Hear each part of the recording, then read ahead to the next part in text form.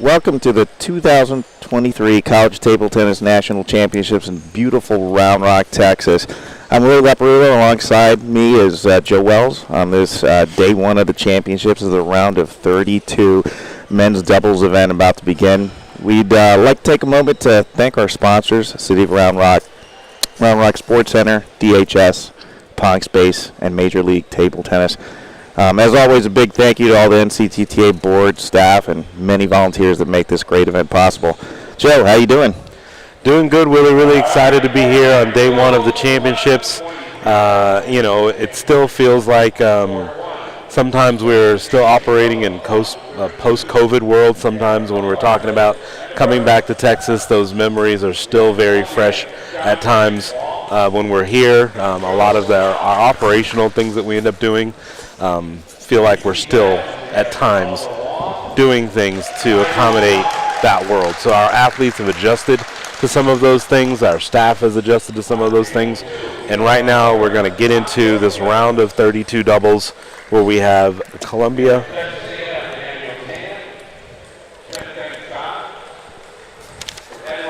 Yeah, we've got NYU and Texas A&M in terms of what we're doing here. And NYU's got a pretty potent doubles lineup. Again, they're the defending champions. Again, not in men's double, but certainly in the team part. And so Texas A&M, they're about, 90 minutes away, College Station? Yeah, Texas A&M and Texas overall is a really rich college table tennis history. Tons of great programs, and really proud of the guys at Texas A&M to be able to come to this championships. Almost really feel like they can drive back and forth, sleep in their own beds if they want to. But I know that they're really excited to be a part of this. Doubles is a very unique part of this. While it is a team event and team championships, these players are not only playing for their team and universities, but they're playing for their partners.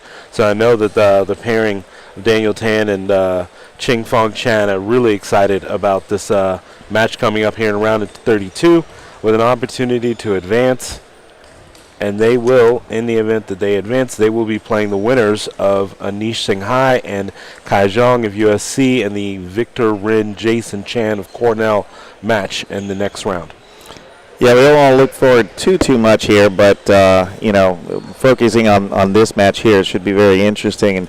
And, Texas A&M was, a really good team in the South Texas division. Just to put it out there, Texas A&M, they're from the South Texas division. NYU is from one of our New York City divisions. And so, this is going to be an interesting matchup, morning matchup to see what we have going on. And so Texas A&M is going to be featuring looks like a righty-lefty combination as well as NYU. So I would say probably perfect doubles is being played here if you want to put it on that side there. Yeah, so from a strategic standpoint, obviously a righty-lefty combination is an optimal setup. It doesn't always guarantee you a win, but that is kind of an ideal situation as you end up having the advantage where most people are attacking off of forehands predominantly. And to have that setup, hitting forehands across the middle is an advantage in table tennis. Doesn't mean that it guarantees you a win, but most people have said that has a really big part to play in the point structure. Well, yeah, then the both lefties are going to be very enthused. They get to sit back and just use a forehand most of the time. I think both partners are obviously going to try to exploit the weakness in terms of a potential crossover once they start switching. For those out there that may not know, in doubles, there is alternating hitting. So if you're not aware and you see them move a lot, that's what's going on for the folks out there.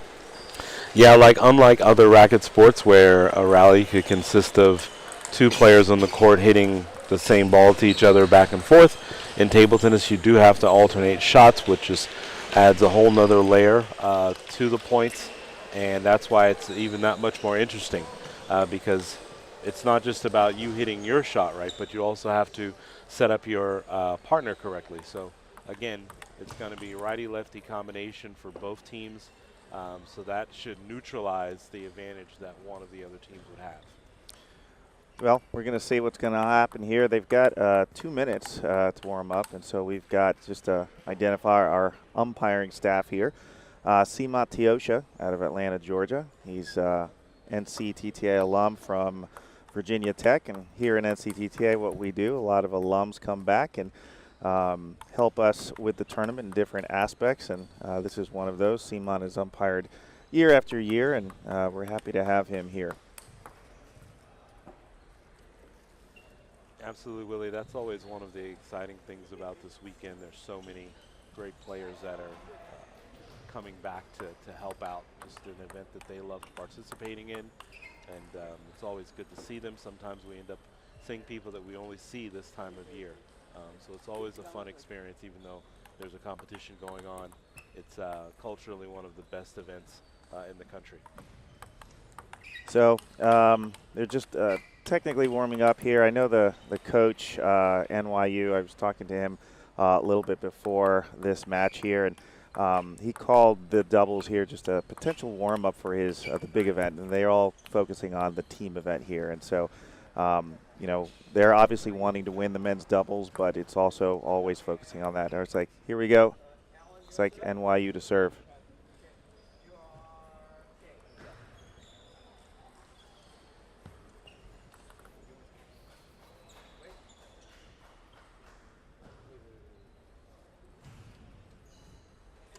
And if you notice the athletes pointing underneath the table, that is them issuing a signal of what type of serve they're going, so their partner knows hopefully what to expect next. As you can tell, they're doing all of these short serves on purpose. We don't want to have to open up, and so they're going to tempt them with these short services so they can push and start the attack.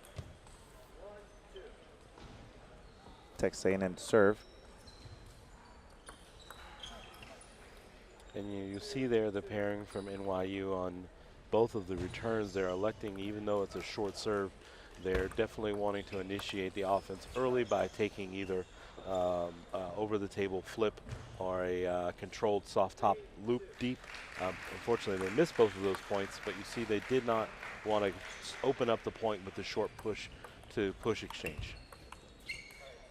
So I think in the beginning they're basically trying to sort of feel out their opponents to see sort of where it's at. I mean, it's an interesting dynamic here, righty-lefty. There are a lot of righties out there, but this is definitely a good matchup.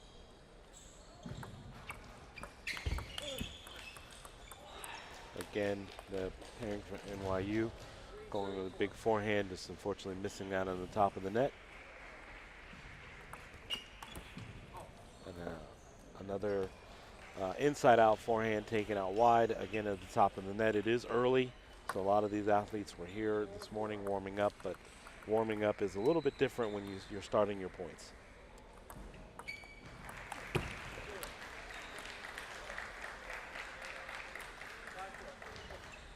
NYU to serve.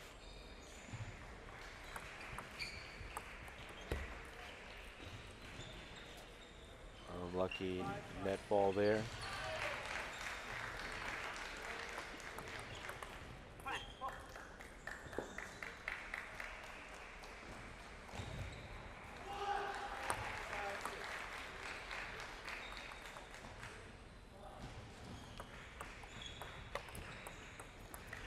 Just an unfortunate, tried to take the deep push, roll it right into the bottom of the net. Means it's a good possibility that ball had a lot of underspin on it, and he just wasn't able to do enough with it. And again, NYU showing that they want to be explosive, takes a really big cut on the forehand inside out and sails long. Well, score's a little bit closer here. Texas A&M hanging in there with them. I think that was a little bit of a mistake there, a little elevated there, and Texas A&M definitely missed their opportunity here. Down 6-8 the first game.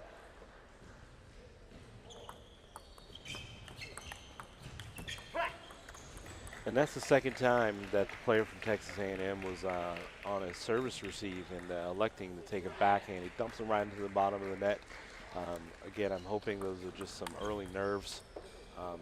We see a little bit of the same strategy, same scenario through these early points. The NYU's electing to take big forehands. They're inside-out forehands, but he hasn't been able to land very many of them so far. But NYU still leads 9-7. They got game point here on their serve.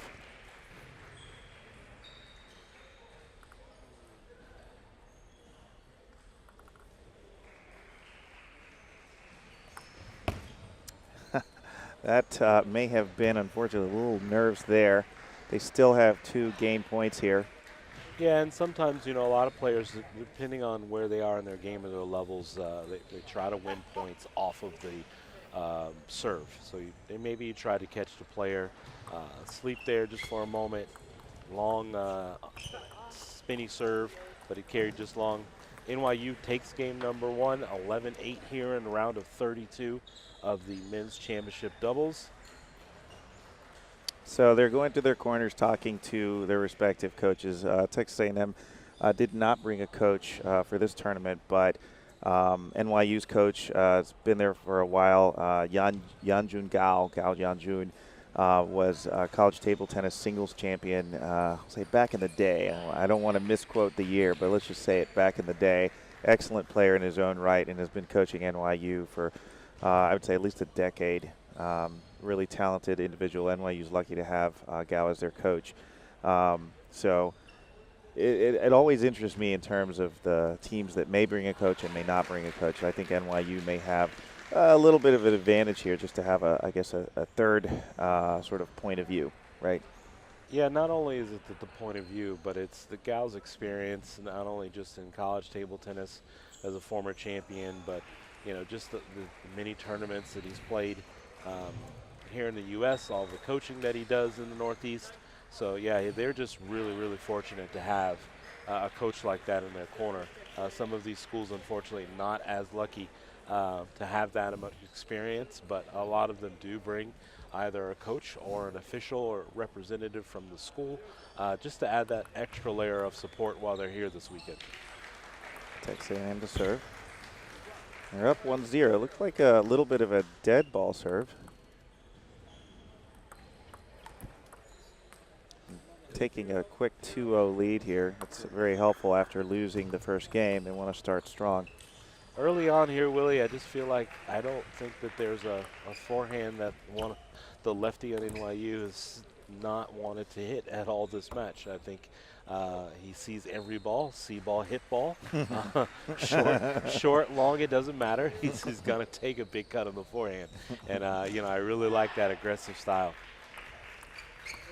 Well, yeah, of course you do. You're an aggressive player yourself. For the folks out there, Joe Wells used to be a lobber back in the day. Now you've turned a little bit into the counter spinning game, huh? I wouldn't say that, but we'll carry on here into this round of 32. Again, it's Texas A&M versus NYU. I think that serve caught him by surprise. Most of the serves are coming in short, and he put a quick, fast, long one. The Texas A&M player did. I think caught him by surprise. It is really risky because in doubles, unlike in singles, you're placing that serve into half the court.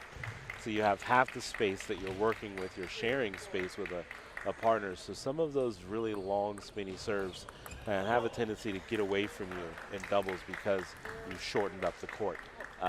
So that's one of the things that I would definitely be cautious of as we go into the rest of this match.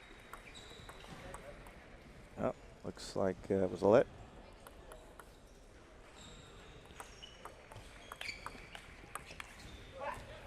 It caught the Texas A&M player a little awkwardly as you see that play. I think he was guessing or trying to anticipate a cross-court forehand and got it into the backhand.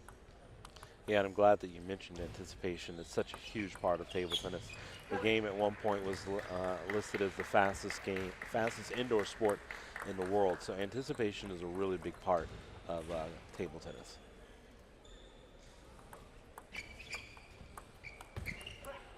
Just a really heavy, deep push angled out wide there. Just too much for the player from Texas A&M to get that ball back up and over. NYU leads 7-4 in game number 2. That was an incredible backhand there by Texas A&M. I think he was waiting for that ball. And that's the backhand that let him down early in game number 1. And he'd been looking for it all this match, and I'm glad to see he finally connected on one. I look for him to probably do the same thing as the match goes on. If the serve is long, he will elect to take a longer backhand loop out wide.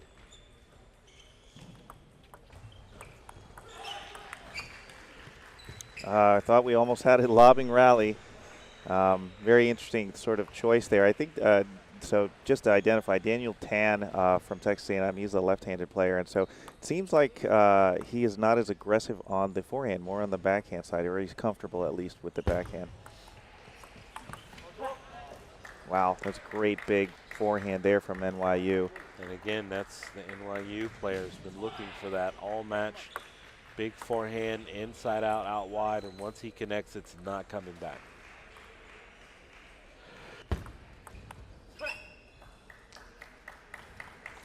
So NYU's got 4 game points here. They're up 10-6 in the second game.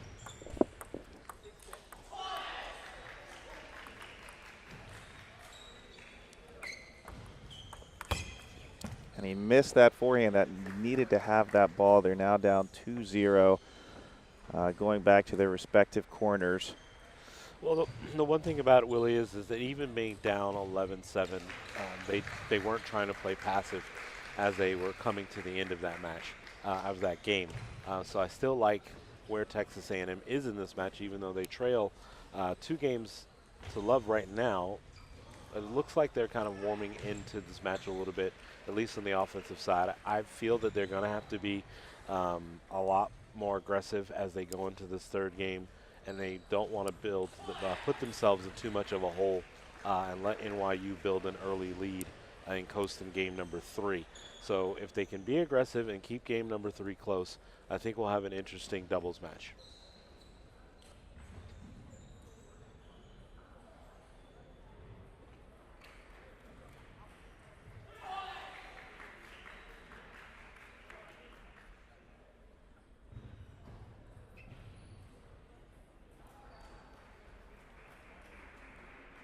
And the players are back on the court. Game number 3 is underway. NYU to serve. NYU leads 2 games to love, and here in the round of 32 men's doubles. So Alan Chen is the left-hand player from NYU to serve. Alan Chen,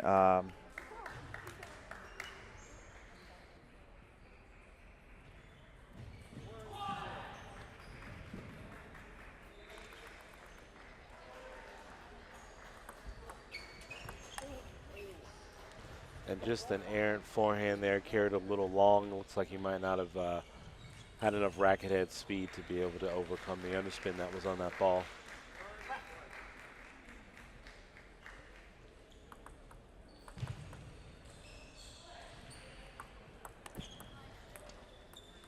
Again, aggressive service return there. The player from NYU unfortunately takes that forehand flip into the net. And again, just like I stated during the break, Texas A&M off to a really good start, being aggressive, taking their shots. They lead 3-1 here in game number 3 as they trail 2-0 in the match.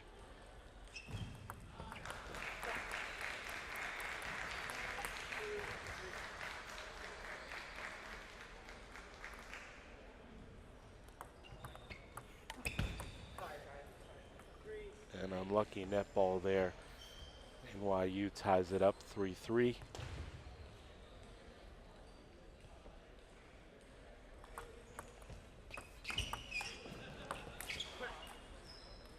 And NYU playing a little not as aggressive as they did in game number 2. They're opening up the service return with push. They're stepping off the table to lob and play a little bit more counter. And just like that, as they trailed 3-1 in game number 3, they reeled off 4 straight points. Now they're up 5-3 in game number 3.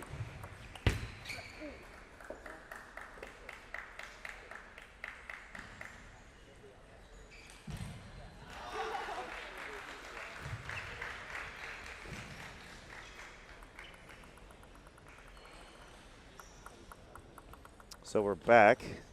NYU still up 6-3, okay.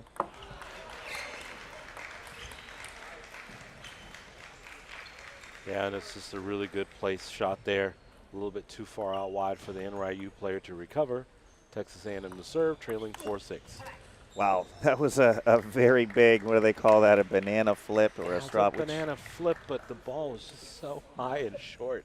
He had no choice but to not only banana flip, but he had to step in, take the ball off one leg to be able to execute that. Banana flip is already a tough ball to adjust to, right. but to be able to be able to do that coming from the left side of the table to the right side off of one leg because it was so short, it's just a really tough shot to execute. But just shows the athleticism of the player from NYU. Yeah, that's Calvin Chan out of NYU. He's looks like a medical school there at NYU.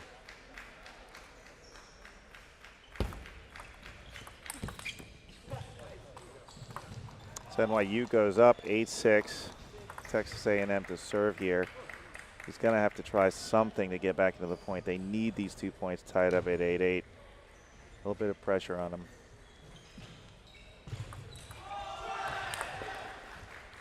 Just a really smart service choice there.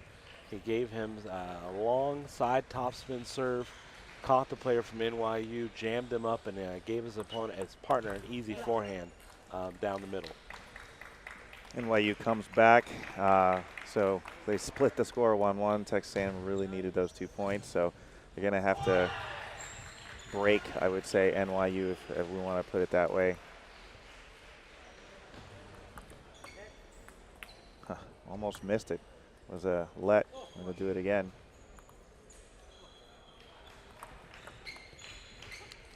What? I'm not sure what that was. Full-on indecisiveness. It looked like the player from Texas A&M wanted to commit to an aggressive forehand, but the serve was just a little too short for him to get open over. So that's what you call in between. You're in between shots, not knowing really which one you want to go with, and that's exactly was the result, a really errant forehand return. Well, they've got the serve here, 8-10, 2 match points for NYU. Let's see what happens here. Now we got something going. Yeah, great backhand drive there, really quick off the bounce. It's a net. Chengfeng Chan from Texas A&M to serve it over again, 9-10 down. Yeah, and there's just nothing you can do about that. Unfortunately, he leaves that forehand, serve too long. And it's just with these players from NYU, they're just so aggressive, so confident on the forehand side. NYU takes game number 3, 11-9. They take the match 3-0 over Texas A&M. And again, they are going to get ready for the next round. Willie, what did you see there towards the end of that third game where you felt like it could have gone in a different direction? Well, I think that Texas A&M should have probably sort of taken the bull by the horns at 8-6 down to try to get back into the game there. And it's a difficult task for any table tennis duo team to do, especially NYU. They're an excellent team as it is, and so NYU they'll be moving on to the winner of looks like California and Brown. So we'll have to see that in the future there. And good luck to all the teams that we have here at the NCTTA Championships. Joe, any final words? None, just really excited to have the action underway. Again, this is day number 1 of the 2023 College National Table Tennis Championships. I'm Joe Wells. Alongside me is Willie Leparulo, president of NCTTA. Willie, throughout this weekend, we have alumni here. We have volunteers here that did not come last year for whatever reason. They wanted to be with us. Tell the folks at home that might be tuning in for the first time really what College Nationals weekend means to a lot of people. So it's like a big reunion of players from around the country, around North America. Here in NCTTA, we run a league that's in USA and Canada, around 3,000 players. And so this is the culmination of that academic year-long league that we run. So we're super excited to be here in Round Rock Sports Center. We've been here, this is the 4th time that we've been here. Really very happy with how everything has gone, and look forward to a really great championships. And if you're in the area and you're watching this and wondering, well, hey, I want to come by and watch, absolutely. Come by Round Rock Sports Center. Everybody can come on in. It's an amazing atmosphere. I think, of the NCAA except college table tennis, and we are the NCTTA, so we're happy to be here.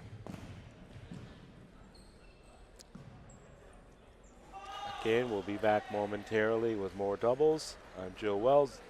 This is Willie Leparulo signing off for the moment. Thank you.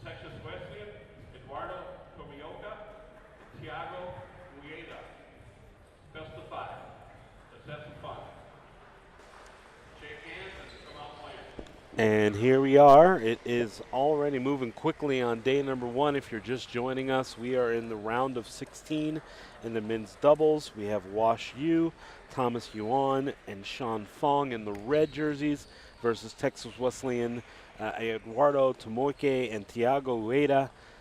They are the number 3 seeds in this tournament. And again, this is round number 16. I'm Joe Wells. Alongside me is Dr. Walter Alomar.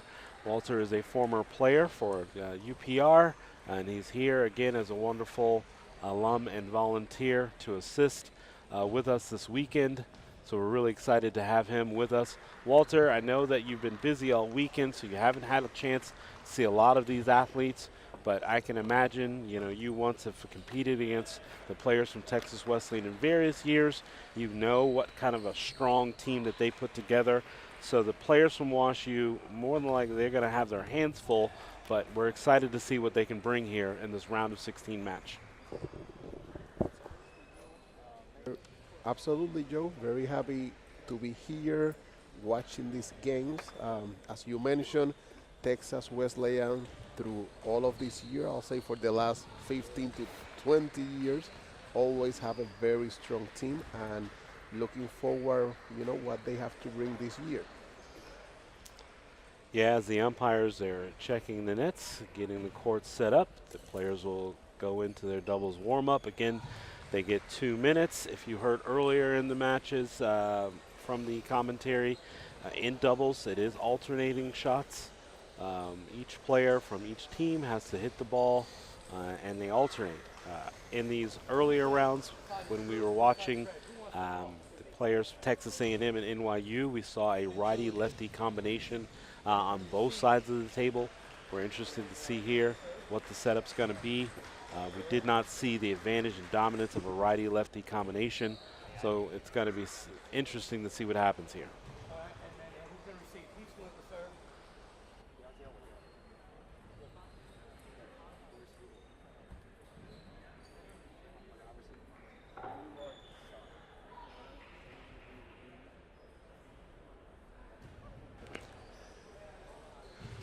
And we're taking a quick break. We had a short meeting interruption there, but Walter had to step away quickly and join again. Back in the booth with me is Willie Leparulo. And Willie, we were just talking about WashU, Yuan and Funk going to have their hands full with the pairing Tomoike and Ueda of Texas Wesleyan. Yeah, this is going to be a very interesting matchup here. And sorry, I was running a little late, but we in NCTTA, we wear many hats. So Texas Wesleyan, that's my region. I'm the South Region Director. And so Tomoika's got a very interesting style in that he's got this penhold style, doesn't really use that reverse penhold as do most of the modern penhold players. And so, it's very interesting to see here in terms of what's going to happen. So the righty-lefty combination for Washington University at St. Louis. And so you've got Texas Wesleyan with 2 righties, but a very powerful combination. We never really know, which Texas Wesleyan pair is the strongest because they're just all strong. But this is certainly one of the more powerful pairs. So I think the WashU pair is going to have their hands full today. Yeah, I'd like to think that unlike the last match we saw, NYU was clearly the stronger team of the two between Texas A&M and NYU. WashU here, they are seated at 23rd. Again, by the time a lot of these teams get to nationals, they're all very strong, competitive teams. I'm imagining that WashU and Texas Wesleyan, they have not played against each other at any point during the competition season. So sometimes even the weaker teams can catch the stronger, higher team off guard, I think, in the early goings until they settle in and see what's happening. But again, WashU does have a righty-lefty combo set up, so hopefully that helps them a little bit as they go up against this very strong number 3 seed team from Texas Wesleyan. Yeah, the Texas Wesleyan Rams, they're out of the Texas division in the South region. And Washington University, they're out of the lower Midwest division, which is considered the Midwest region. So, yeah, they're never going to be able to play each other in general. division or regional competition. So this is the very first time they're facing each other, and I'm sure the WashU pair is very much aware of Texas Wesleyan. So here we go.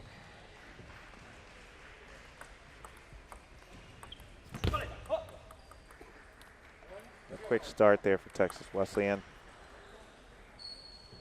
Serving now is Thiago Yeda.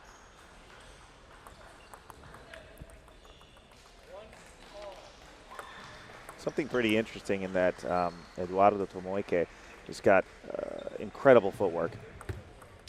It's very much needed for the Penhold style. Yeah, and we saw him last year when he was competing. Ultimately, when we saw him in singles, just all over the place. Just a really explosive player. Obviously, he can stay low to the ground, but he just throws his entire body into a lot of these shots. And a lot of times you see that's what's needed just to generate so much pace and so much spin on the shots that he's putting on those forehands. And you're going to see it in this match. Some really big forehands that Tomoike is going to be able to take shots on. Really a strong, spinny, short serve allowed for his teammate to be able to loop that ball. You know, their teammates now, they're from the same hometown in Brazil, Sao Paulo. Eduardo's a sophomore, and Thiago's a new player. Here's a freshman at Texas Wesleyan.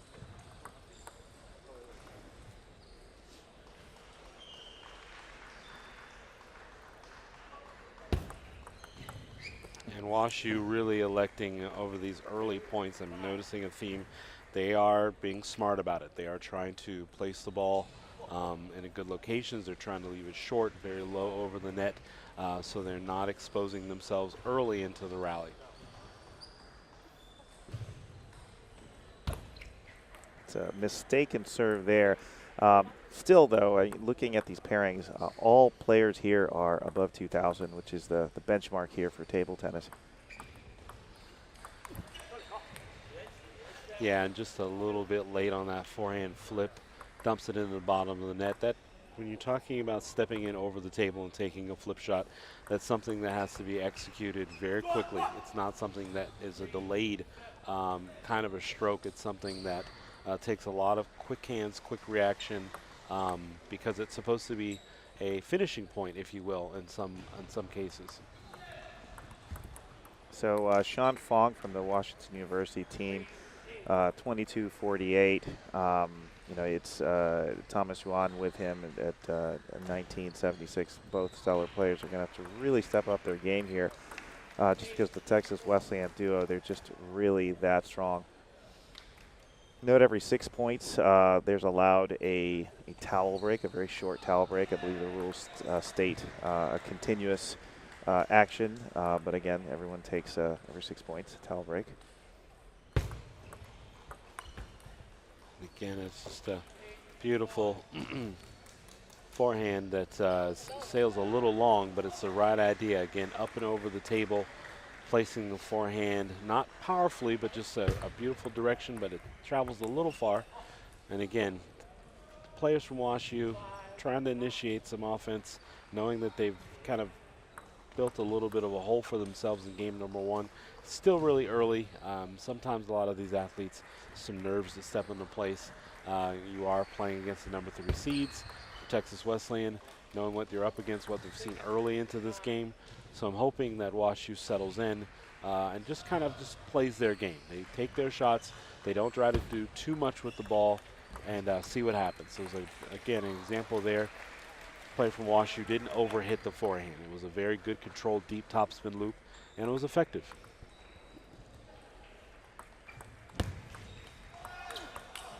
So it looks like they're the Texas Wesleyan duo is doing a lot of these really slow loops to start off the points. Maybe WashU's getting a little used to it and being able to re-counter loop that, sort of reinitiate an attack. Maybe this is the key. Yeah, and like a lot of things, a lot of sports, table tennis can also fall into a rhythm. And if Texas Wesleyan has, you know, allowed WashU to erase a pretty sizable lead here in game number one, and again, they settled down. They didn't try to do too much, not trying to overhit, but taking their chances. Yeah, it was 9-5 at one point. Now we're at 9-9. WashU to serve. That was a incredible forehand down the line, unexpected. Hit the net a little bit, but sometimes you need a little luck to move it forward. Game point here for Texas Wesleyan. Tried to be a little too short. It's hard to hit that really short ball in table tennis, especially when the ball's moving at that pace. And it was the right idea, just such a tough thing to execute, wanting to leave it that short. Again, I know that the players from WashU, they don't want to leave the ball across the middle. They don't want to leave the ball too high, and that's exactly a result of that when you're trying to place a touch shot short and just over the net so you're not attacked. So Texas Wesleyan was able to regain the lead, refocus. They were kind of cruising in game number one. WashU erased the lead pretty quickly, but Texas A&M then, Texas Wesleyan closes out game number one, 11-9 here in a round of 16, the men's doubles. If Wesleyan is to advance, they are playing the winner of the UCLA-Michigan match. That's Kai Zarabin and Alexander Wu versus Nehema Yu and Yu Chun Lin of Michigan. That's going on some outer courts. So it's going to be interesting to see here. Obviously, Texas Wesleyan, very strong pairing, favorite to advance deep into this men's doubles competition. But we'll see what happens. Hopefully, WashU can bounce back. We saw some good points, some good position in that game number one. Let's hope they can continue this in game number two. Here we go, game number two, WashU to serve.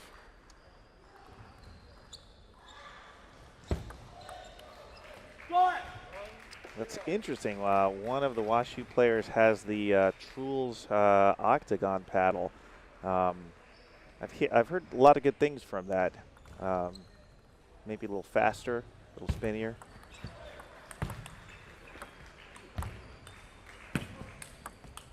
Incredible lobbing match there. Wow. That is the dynamic and the explosiveness and the angles and the footwork and the placements that happens in doubles. That's really, really interesting. Earlier Willie mentioned the Stiga Cyber Shape, which is something new to the table tennis world that a lot of people are slowly but surely trying to come around to. I've had the pleasure of hitting with that paddle with a very fast rubber setup. And it was interesting. It feels a little head heavy, but it's balanced, and it goes through pretty well. The ball goes through the court pretty well.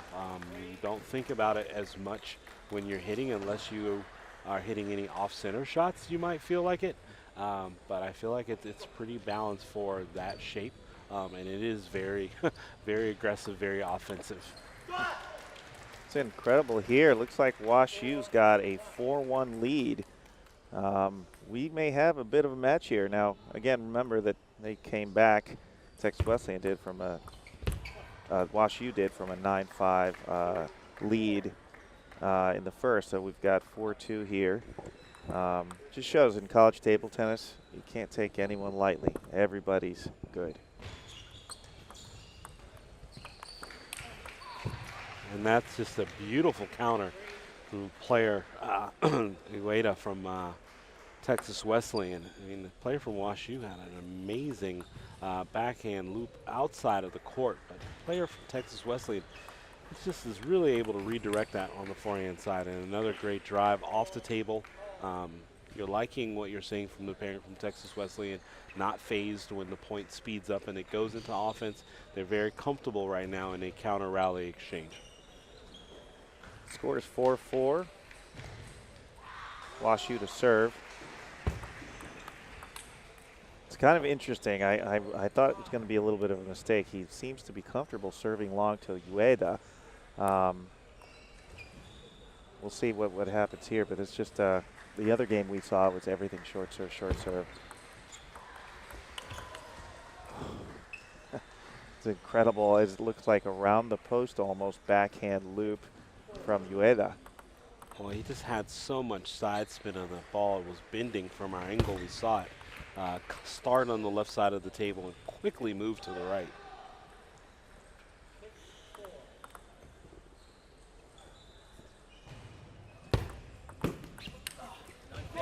Texas Wesleyan still up. It's 6-5 in the second game. They're up 1-0.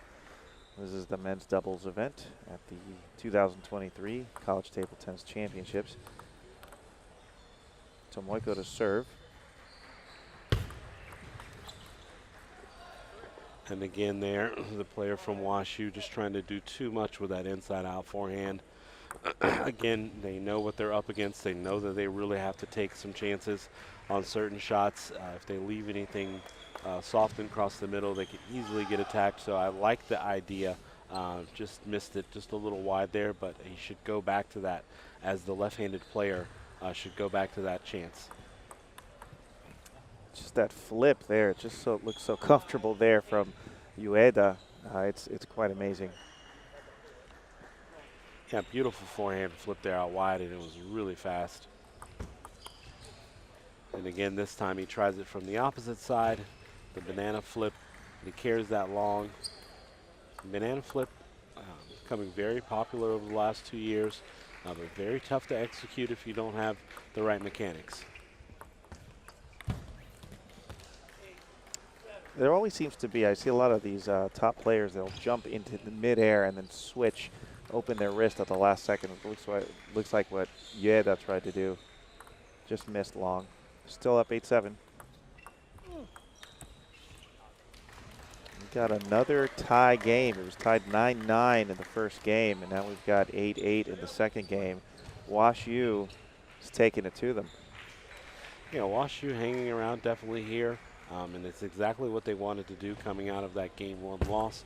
Keep it close in game number 2. Now they take a 9-8 lead in game number 2.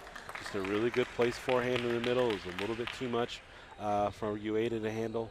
So I'm liking what I'm seeing here from WashU. A little bit of a dangerous display there, but Ueda and Tomoika were in full control there. We have 9-9. Again, same as the first game. Texas Wesleyan to serve. Ueda has some just really good finishing abilities. We've seen it on display in this game, his ability to finish points. And that was a beautifully touched place forehand.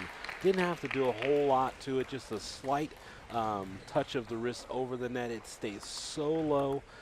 It did do one bounce long, and Ueda took his chance on the forehand, but that was just a well-placed return of serve. There it is, folks. WashU's got a game. We are tied 1-1 here. We have a match here. Texas Wesleyan wants that last forehand back. It was exactly what they wanted off of the shot. It was high across the middle. It was a forehand to Ueda, and he takes it a little long. Those are not something that you really like to see a lot of the players at their levels miss, because they know they can hit that shot blindfolded 10 out of 10 times if they wanted to. Right. But again, we are in competition. They do know the score. They are thinking about these points. So right there, WashU is able to come back into this match.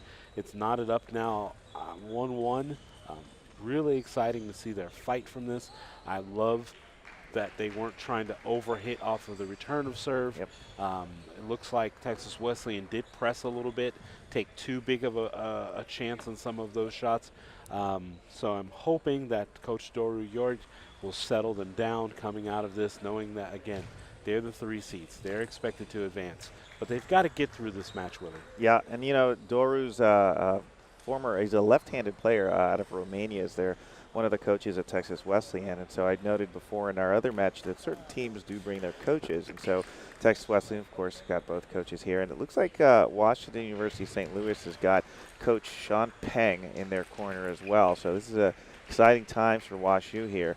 We're don't want to jinx it here, maybe a little upset.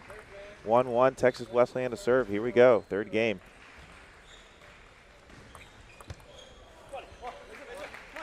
Again, WashU trying to place a very low, wide angled forehand, sails a little long.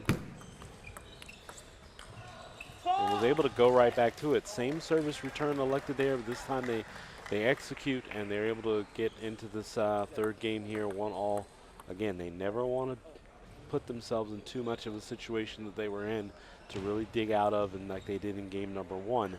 But if they keep it close, Willie.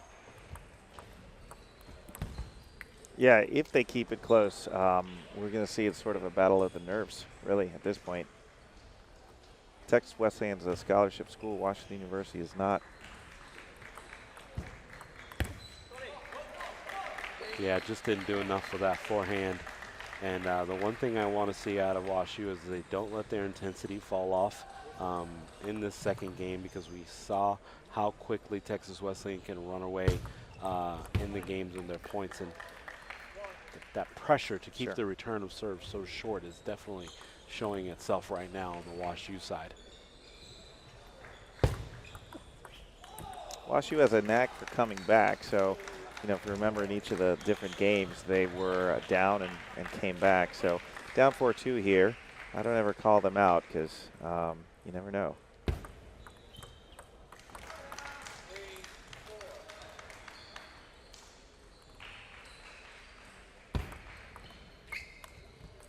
What's interesting to me, and I see this a lot, Thiago Ueda has been lining up with a backhand return, whether it's a backhand drive, backhand push. A little bit different, and he's always serving out of the backhand side. Maybe he's more comfortable there. Can be more comfortable there, but I have noticed that a lot of players at many levels are electing to return serve with the backhand. It does not, the backswing to generate the spin and the speed is not as long on the backhand side as it is on the forehand side, and it's easier to come across the table on the backhand side than it is on the forehand side as far as your positioning. So that's one of the reasons why a lot of these athletes are electing to return with backhand versus forehand. Maybe there's also a concept of giving Eduardo enough clearance to move with that big forehand of his. So Texas Wesleyan goes up here 7-4 in the third.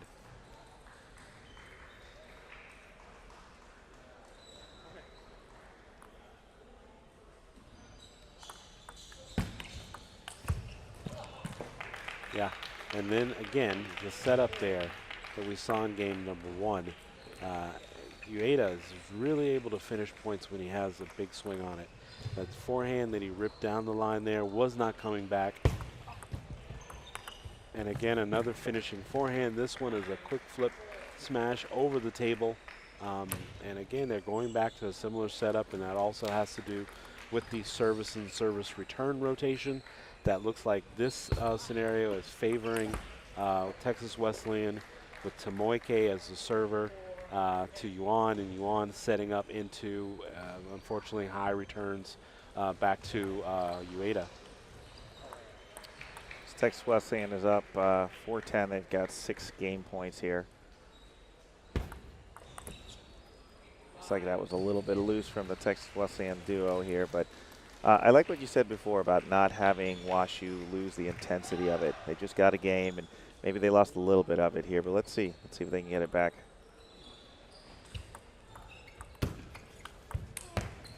Yeah, right shot, just wasn't able to execute.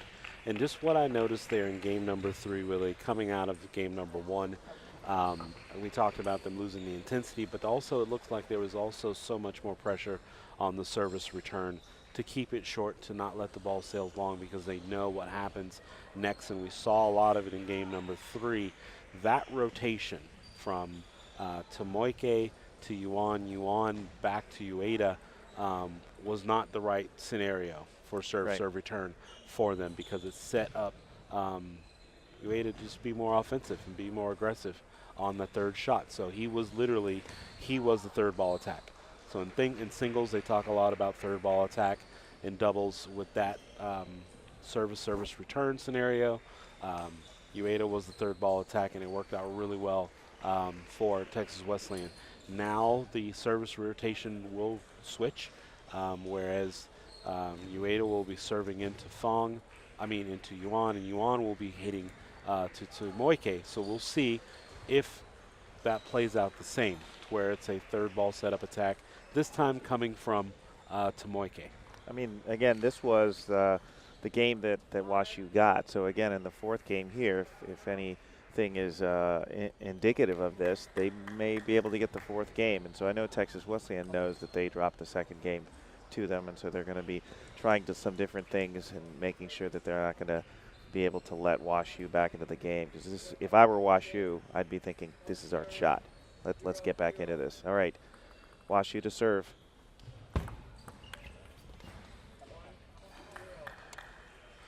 And they're on the board quickly there. Tomoike sailing the forehand a little long again. We saw in game number 2 that sometimes ball can get a little high across the middle, so WashU definitely wants to watch that. But right now, that's exactly what they need for their confidence, get them back into this match. Even though they gave up game number 3 pretty easily, they do lead here 2-0 in game number 4. Tomoike to serve.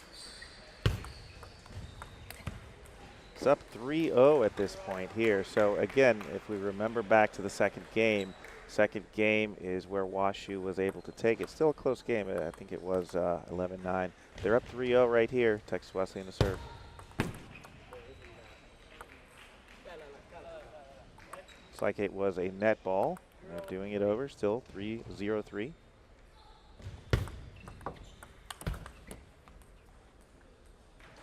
Just back-to-back nets there. Unfortunately, WashU unlucky as their forehand block clips the net and travels long. They still lead 3-1 here.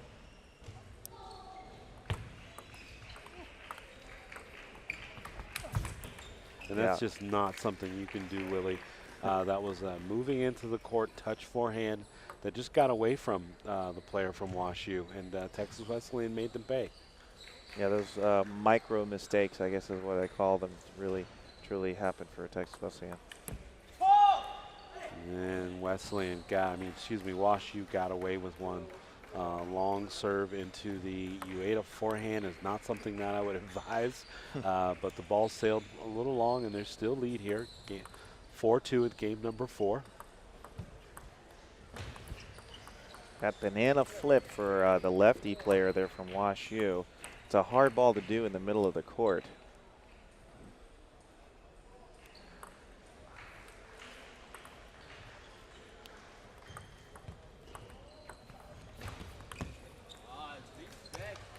Yeah, heavy topspin forehand.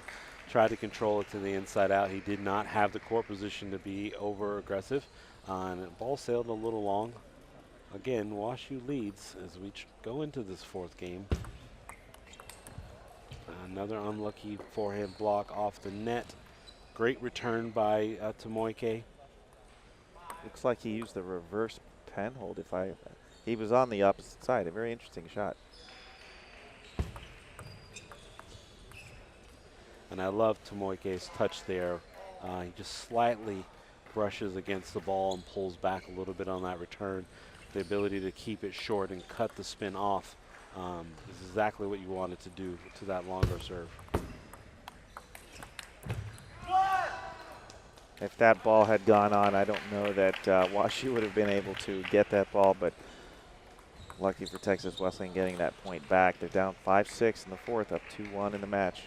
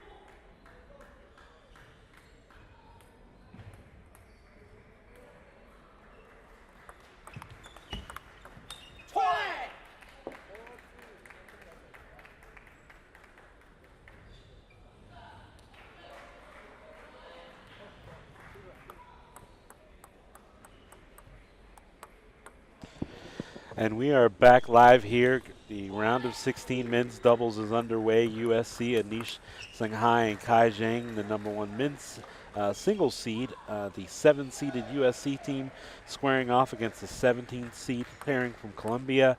Tian Cheng is the left-hander, and Zhao Zhang is his partner, and the both playing pinhold. Zhang has the the green rubber on the backhand side for the pairing Colombia. USC is out to a early lead here, 6-3 in game #1. I'm joined by Dr. Walter Alomar here, and I know that you've had a chance to look around and see some of the matches earlier. We're getting deeper into this men's doubles event. It's going by very quickly. We're just coming off of a huge upset. The number 23 seed from Wash University took out the number 3 seed from Texas Wesleyan. So I know you got to see a few of those points. Share a little bit about what you saw at the end of that match. I saw a lot of pressure in that game. Towards the end of the game, when the game is 5 set, very tight, close matchup.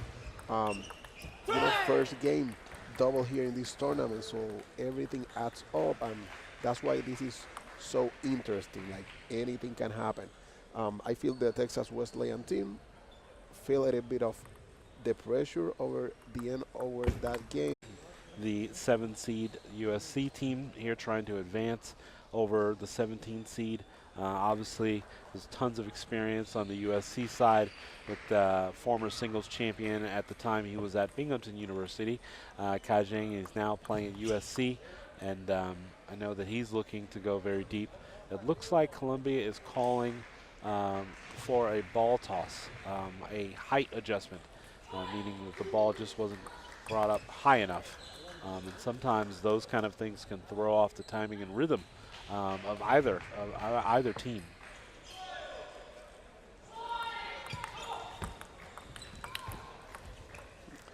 And an unlucky bounce there for USC as Colombia clips the net on that backhand drive. They are now trailing 7-9 in game #1.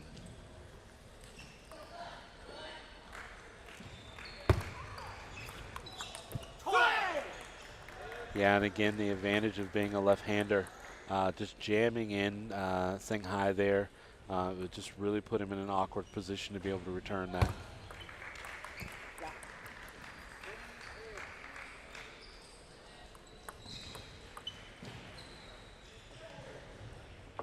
Walter, when you played doubles and there's a lot of back and forth between you and your partner, share a little bit about what you guys were talking in between the points, in between the matches. This communication is so critical in doubles.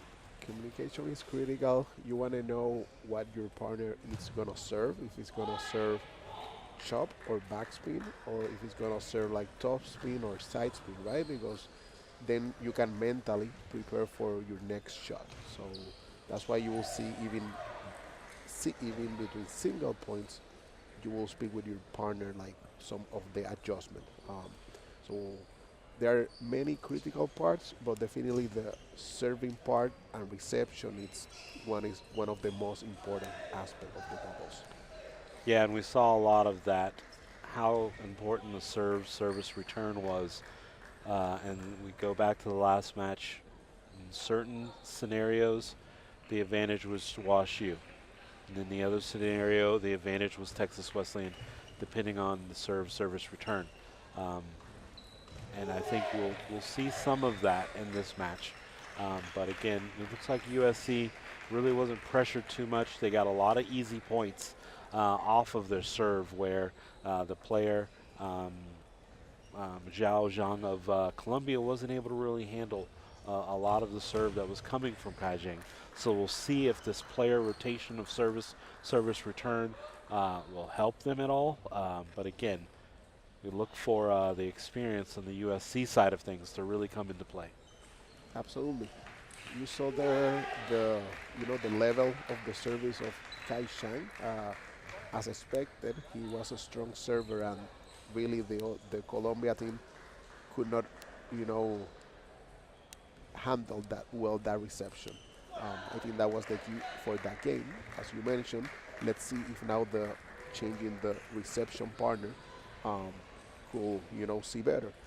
Also, we often see that on a first set because you have not played that player and then you are just adjusting. But the key part of that, the winning success, right, of that set was definitely that serve of Kai Shang, which made, I think, probably 4 to 5 points.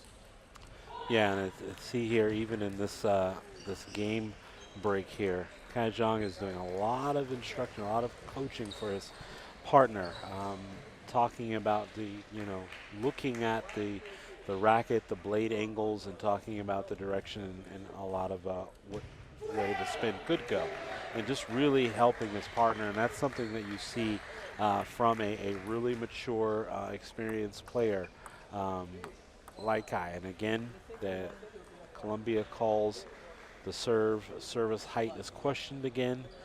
The umpire recognized it, and now they're talking it through. But with something like this, it's really not the player's responsibility to make that call. So you don't want them to lose sight of it to where they're too focused on the service toss. Yeah, absolutely. And you know, um, what happened is that that ball needs to be, thrown upwards, at least 6 inches, right? If the ball is not tossed that amount of height, right, then it's an illegal serve, right? So the ball needs to be tossed clearly. I know that the one thing that we're not going to get too technical with that, but there was always a big debate on cupping and flat palm and ball moving around in the hand and moving the ball below the table line and then bringing it back up. And they can kind of go down what they call a rabbit hole when they're talking about this service return. And I think that when it was first introduced, there was a whole lot of debate and question about it, and people were trying to use it to their advantage to play mind games with people, complaining about those things. But I think over the years it's settled down, and it's not, unless it's just blatantly obvious, not too many people say anything. I agree. But I think, again, some of that has to do with the comfort of the service return from the pairing from Colombia, as they had another errant return.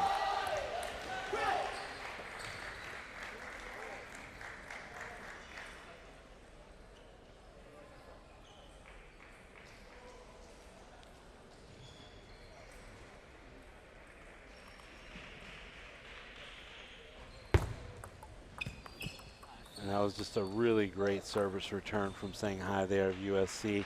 It was over the middle, but it was very nice and low, heavy underspin.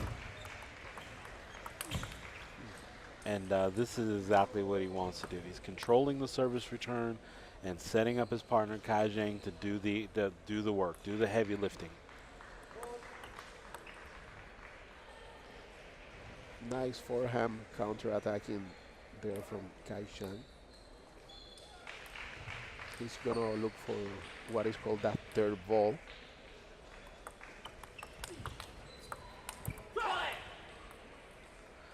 Yeah, and that's just what you're not used to seeing in this game. A lot of Kai Zhang's forehand attacks would not come back. So Shanghai is going to have to be ready for that ball potentially. You don't want to give up the offensive positioning on the court when your teammate is already attacking forehands. And if you're getting a block, you need to be in a position to just continue your attack.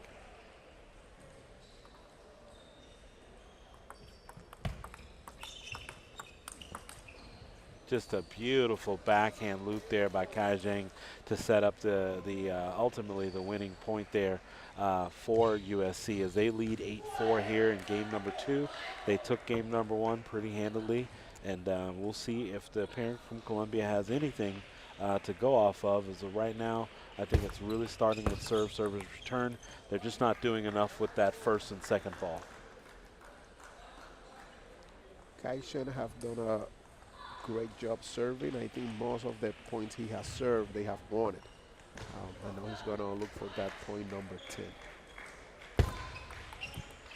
And if you could tell, what it looks like, it starts off as a side, what could be side top, but as soon as the ball is being touched, it's dying. So when you're seeing that serve, what do you think is coming off that paddle?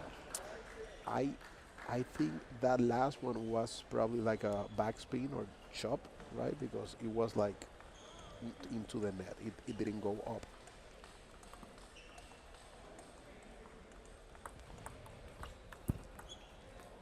And then again, really liking the positioning as USC takes game number 2, 11-5.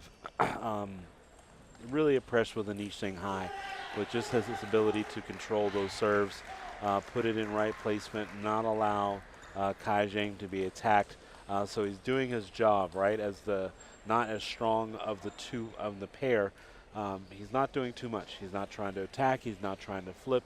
Maybe he's not comfortable with the over-the-table flip, so he's just taking a very hard pushed return. It could be deep, it could be short, but the last couple points we saw, it was definitely into the body of the player, Wong from Colombia, and they weren't able to do anything with it. So now USC with a healthy lead here.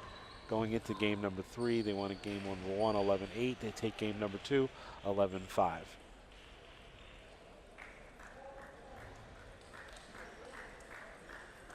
We'll see if Team Colombia can make some adjustment because, the first set was 11-8, which is close call, close set. Um, Maybe with some adjustment they can, pull up a set, make this, you know, more more challenging. We'll see if they adjust to that Kaishan service, which has been very dominating. Yeah, and I think that, if they've looked at anything that happened in the last 2 games, this is their, I would like to say, just their chance to do something different. Whatever you were doing in the first 2 games, after going through now the service rotation that we've seen both, it didn't work out for them. They're back to what is hoped to be a more favorable rotation for them, but we shall see. Again, we saw in game number 1, the service return is critical for Colombia to stay in this match.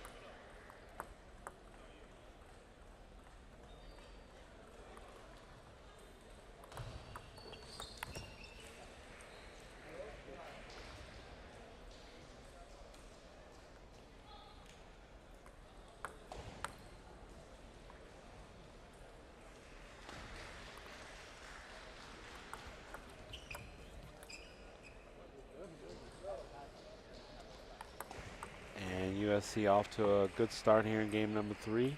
They lead 2-0 with Shanghai to serve. And again, it was the right idea. The open forehand flip from the player from Colombia, he just didn't do enough with it. He executed the right shot, just not enough on that ball. Good backhand loop. And you can see that Kai Zhang's feeling very loose, very confident in game number 3, as it was a beautiful backhand, a forehand flip into his backhand, but he just really redirected nicely with the backhand cross court.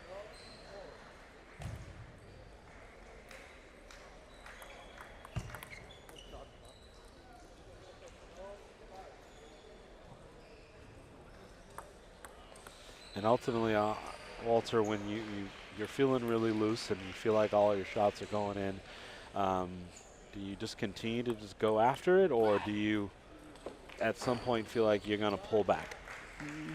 Even after missing that backhand. Yeah. It was an errant backhand wide. Uh-huh. Does he just keep taking cuts? Yeah, he will keep. Yeah, yeah. That's his style. That's their style.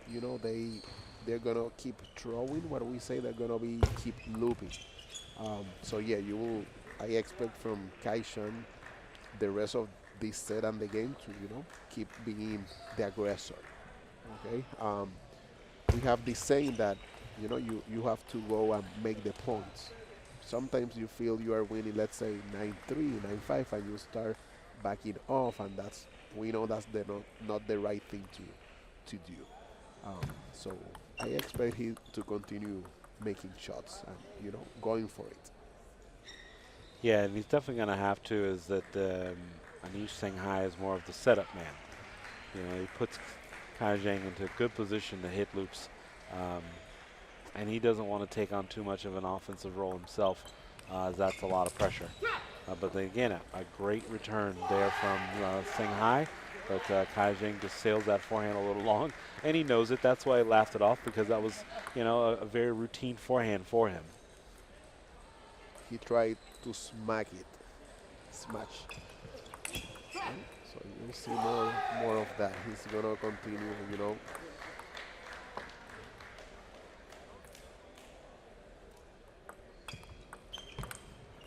Yeah, and again, like you said, I like the fact that Kai Jing hasn't backed off at all. He's still taking the cuts, even with a comfortable lead here in game number 3. He just never really wants Colombia to feel like they have a chance to get back in this match.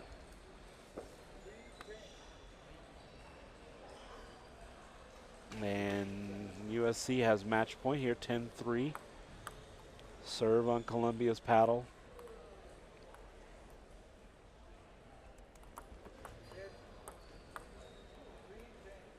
He's receiving from his backhand in his forehand, doing what is the so-called the banana flip. This time he missed it. He's gonna serve for the match.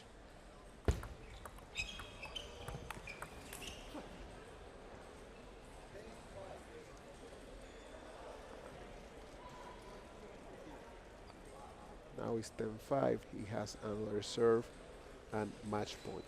And if USC is able to advance, they are up for a tall task, as they will face the number 2 seed from UPenn, Van Hu and Nathan Shu, which should be very, very interesting.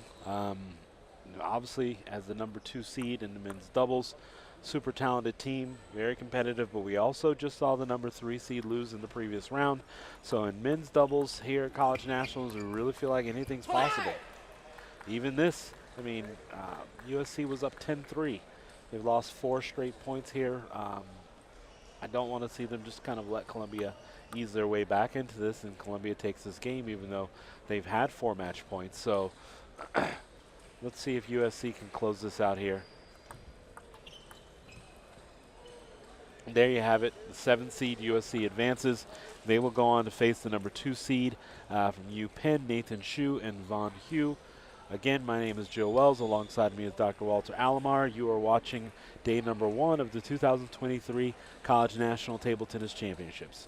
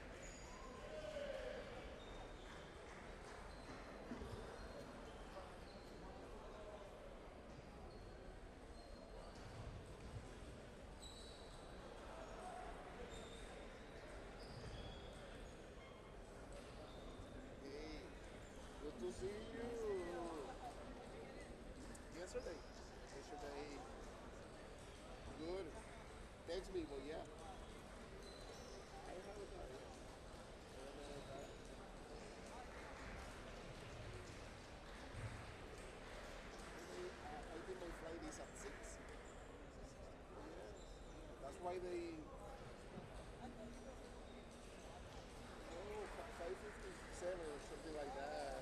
It's like six. Detroit to Detroit.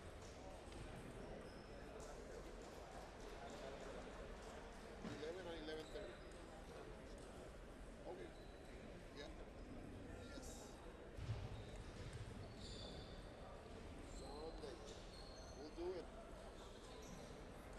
I'm doing a little bit of everything, whatever it really needs. No, I tested someone who was having runny nose and he wanted to test for COVID.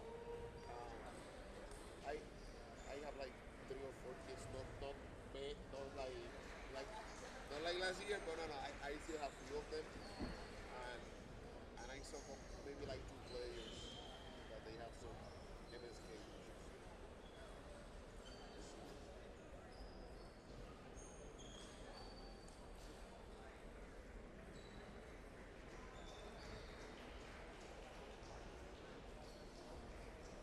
Yeah.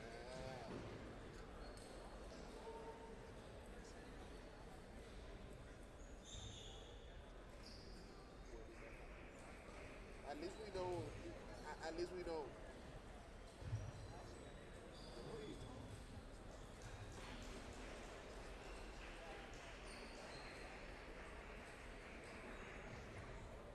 I remember that was scary. That was scary because no one knew. No one knew. He got his note for the phone. You know he knows, but like randomly we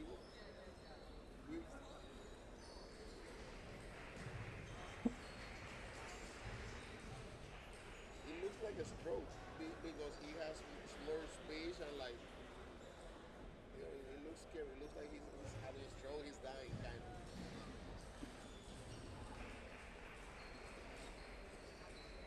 Hopefully not this year. Yeah,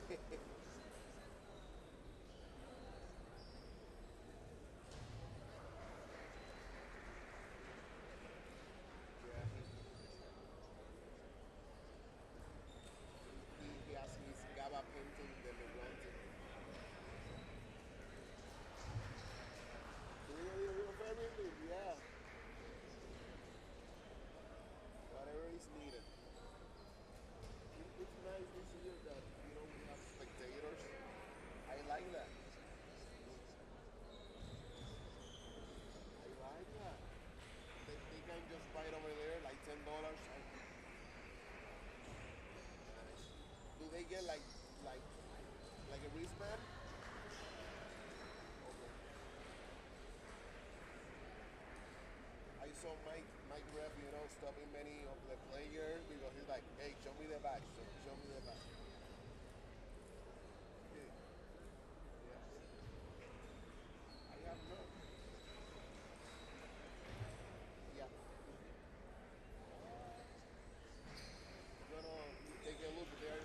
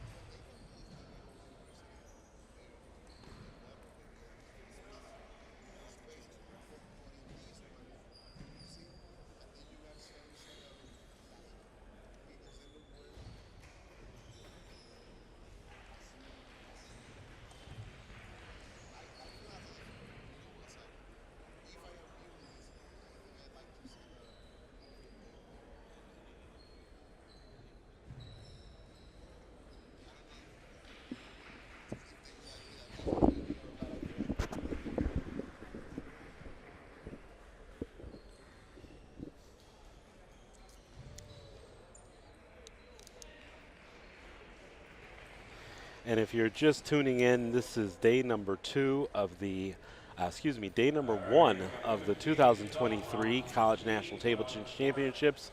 We're in for a treat as we're going to have some women's doubles action in the round of 16.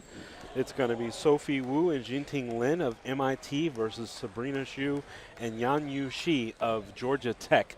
Again, I'm Joe Wells. Alongside me is Dr. Walter Alomar. And again, this is a round of 16 women's doubles, Georgia Tech versus MIT. As these players enter the courts, the athletes are being announced, and they will start their warm-up shortly. Walter, we haven't had the pleasure of watching any women's doubles so far, so I'm really excited to see what this brings. We have two top 10 seeds facing off. Georgia Tech, the number 4 seed, versus the number 9 seed, MIT. I know that MIT was here last year, but they are not in this round with their former leader, Maria Castillo. She is one of their top players at MIT, but she's not competing in this doubles matchup here. So right now on paper, it looks like advantage Georgia Tech. It looks like that, not by wide margin. Um, I think this might be a close call match, right? We're talking about two top 10, and I should be a pretty good match. I'm looking forward. Yeah, a lot of times you'll see, and we see it in women's collegiate basketball. Um, March Madness just took place. They had a lot of exciting games, but sometimes there is a big gap, talent gap between the top 3 or 4 teams, and even when you get to maybe 10 through 15. And they're beating their opponents by a large outcome, even though they have high rankings. So we've seen that sometimes happen where even in college table tennis on the women's side, there is somewhat of a talent gap between the top 3 schools and everybody else. So again, I'm really excited to see what Georgia Tech has as the number 4 seed, and MIT. Again, MIT has been here before. They're just missing one of their strongest links on their team, and Marie Castillo. But hopefully they're in for a really challenging match.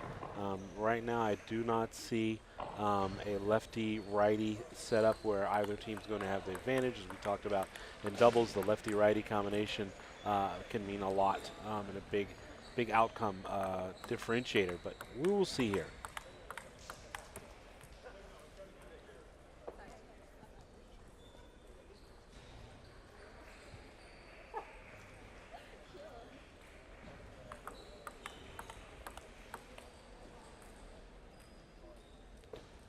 Just doing a little warming up. Again, this is day number 1.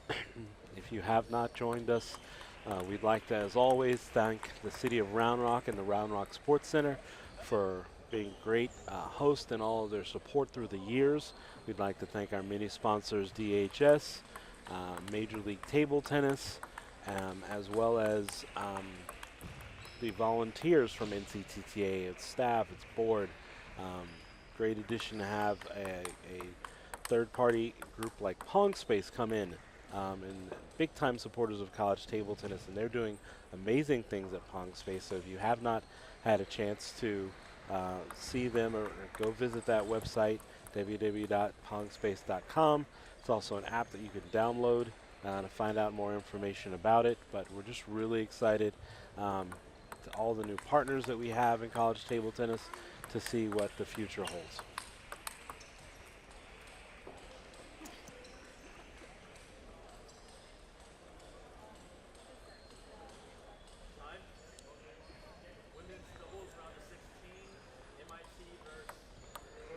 And the game is called to play here. MIT to serve. Jianting Lin to serve. Sophie Wu just dumps a forehand in the bottom of the net there.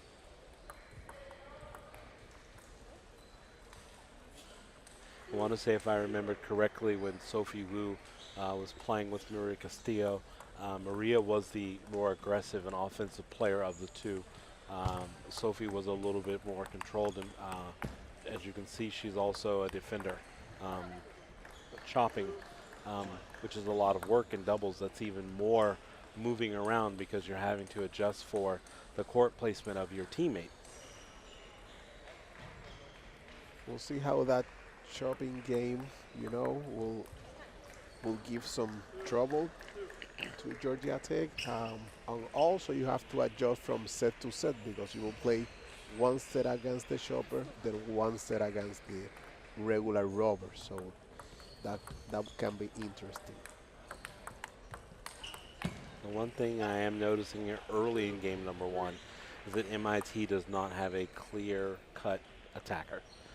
There is not the one person who is, if the ball's set up, they're going to take that. Right now, they're just kind of pushing and blocking their way through the early points. Um, and if they're able to maintain that level and just be consistent with it, then very much so they stand a chance to be in this. Again, it looks like Jian Ting Lin is a good player. She is a good shake hands player, but her being the aggressor, being the most offensive of the two, is probably a little outside of her comfort zone.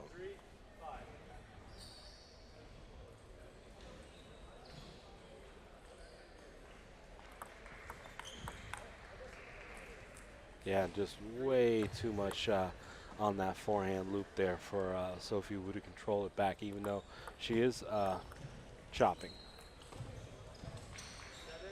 And Georgia Tech out to a very strong lead here in game number one as they're up 7-3. Sabrina Xu and Yang Yu Shi.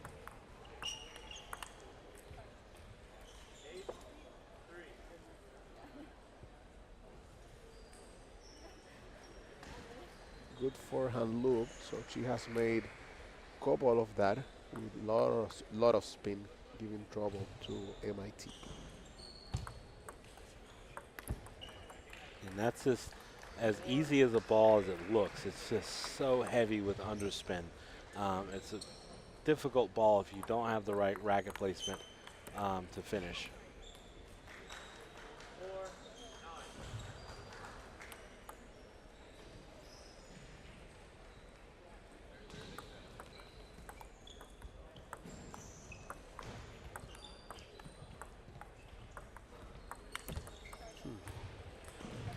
And again, right idea from MIT. She's just going to have to really speed up the strokes. The racket head speed has to be faster to overcome such a heavy underspin push.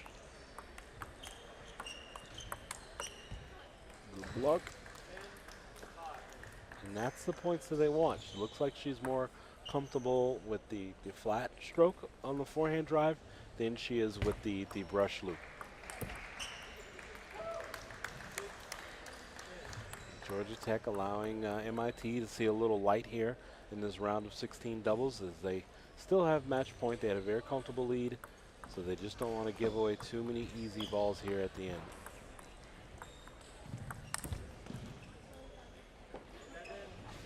That's the attack that MIT is looking forward, to put it on the table and make it happen.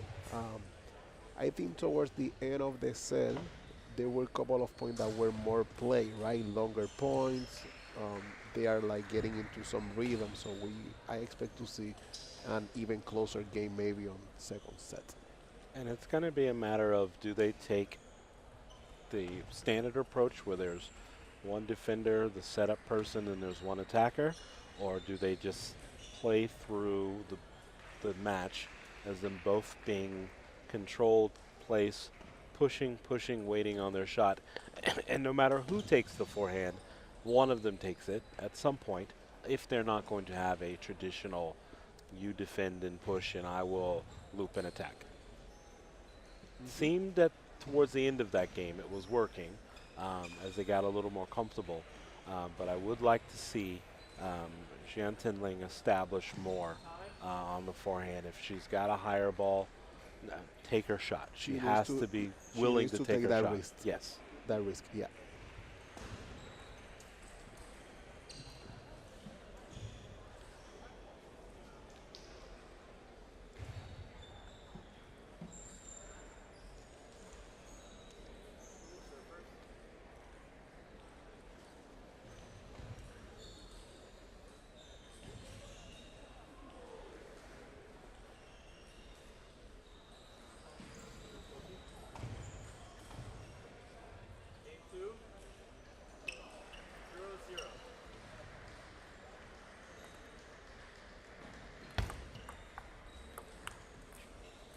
Yeah, and I like that opening setup right from the pairing from Georgia Tech, and they wanted to allow Sabrina Shu to take her cut, but sailed a little long. But I like the idea of what they want to get out of the second game.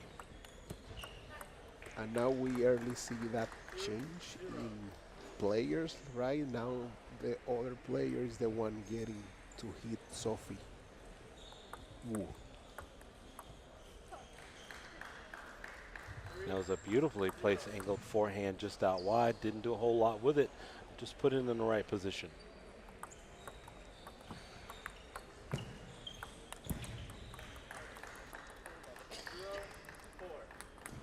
This is going to be interesting.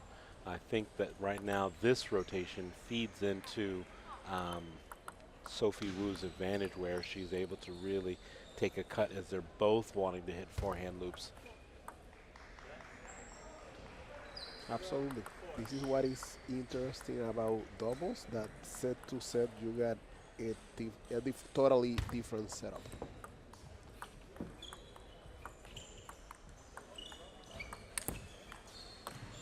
So as you can see, she's, cutting the ball very well, giving trouble to Georgia Tech now setup.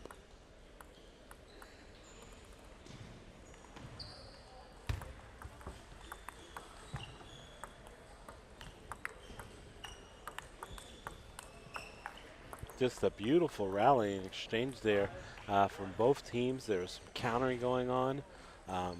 Fortunately, Georgia Tech came up just a little short.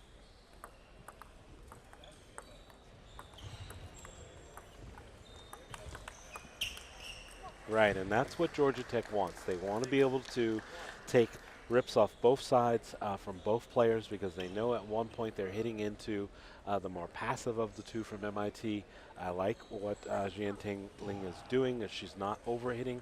She's just being in the right position and just blocking when needed and allowing the flow between the two of them, especially with Sophie Wu in the chopping and the pips. I need to see a patient.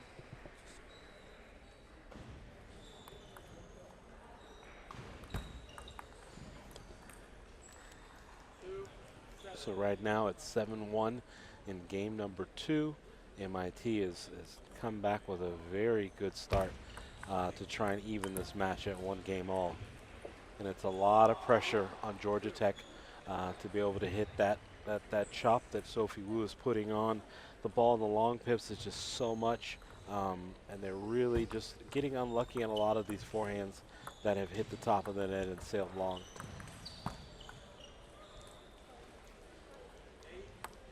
I would say that if I was the coach of Georgia Tech, I'd employ them to be just a little bit more patient. I know you want to be aggressive and start the attack, but at least give yourself a chance to work your way into the point, and then you can start when you feel like you have the right ball. But early in this game, game number 2, the pairing from Georgia Tech was electing to be aggressive very early.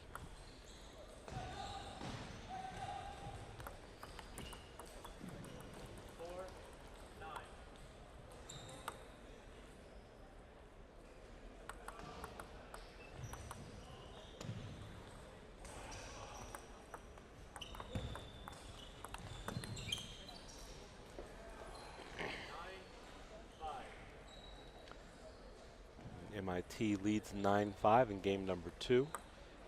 Georgia Tech took game number 1.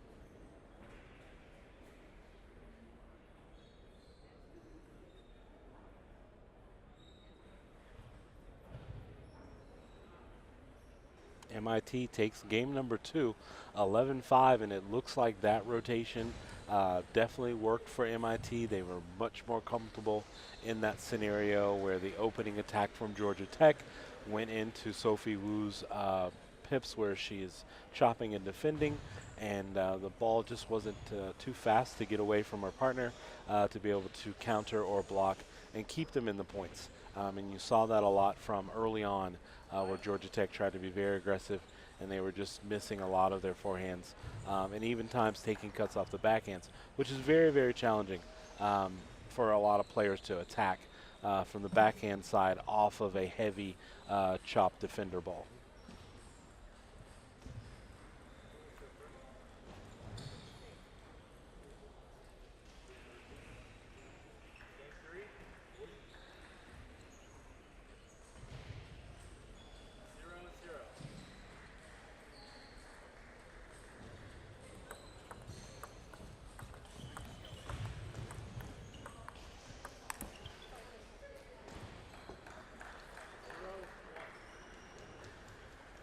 And again, this rotation should be advantage Georgia Tech as they lead early 1-0 in game number 3.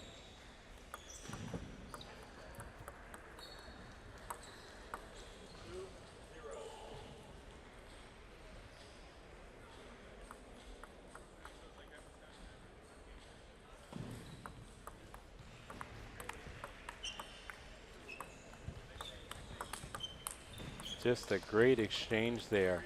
But when the ball speeds up and it just becomes more drives and topspins, advantage Georgia Tech.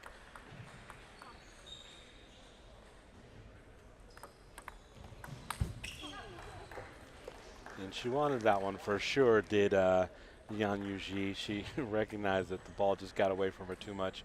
But those higher balls are definitely what they want. Again, they lead 3-1 here in game number 3.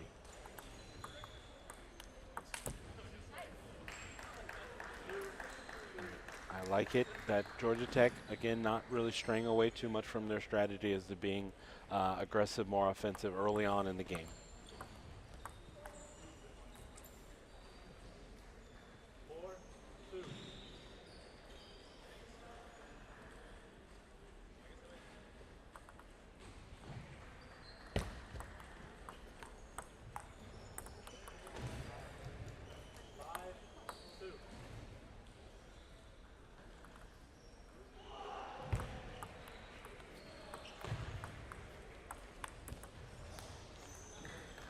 Now Georgia Tech playing a little bit of their own heavy chop and deep push, and it ended up being a little bit of a problem for Jingtin Lin.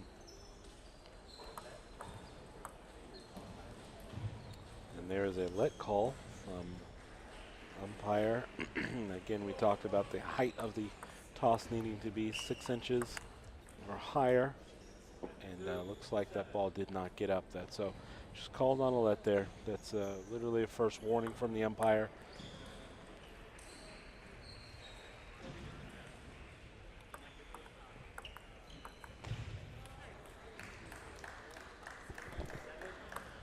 And Georgia Tech now in this trying to slow down pace a little bit.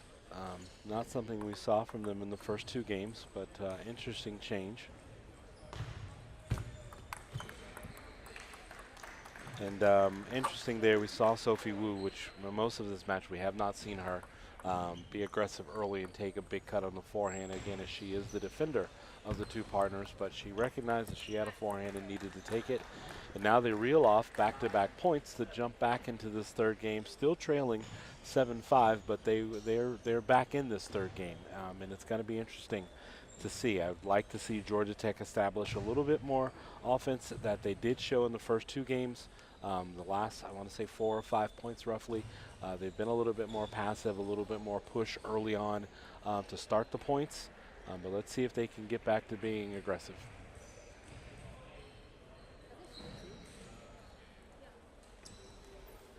Now it's just a question of whose service and whose receive. MIT definitely knows they're serving.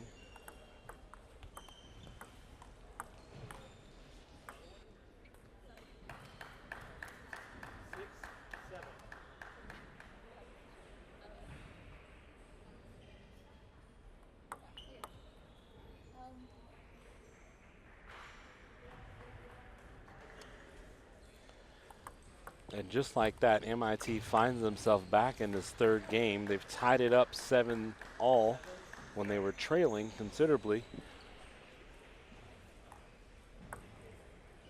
And I'm really not sure what happened with Georgia Tech's strategy into the third game, whereas they were, again, past 2 games, started off very aggressive. Even though they were missing some of the forehands, when they were landing, they were not coming back.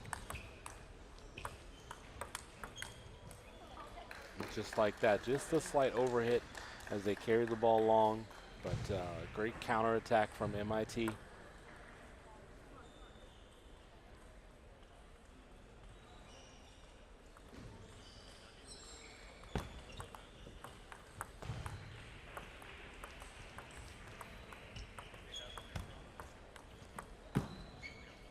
Just some really heavy pushes from all of the players on the court there. Some of those balls just barely grazing over the net, but point to Georgia Tech, and they now tied it up 8-all.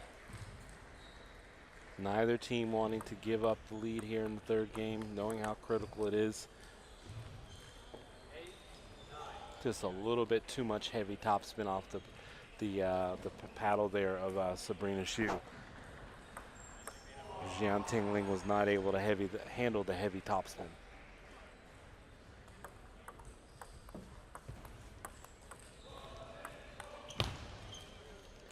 And again, Georgia Tech electing with some very, very heavy, soft topspin, posing to be challenging for Sophie Wu, as they're not giving a whole lot of speed, but there is so much spin on that ball.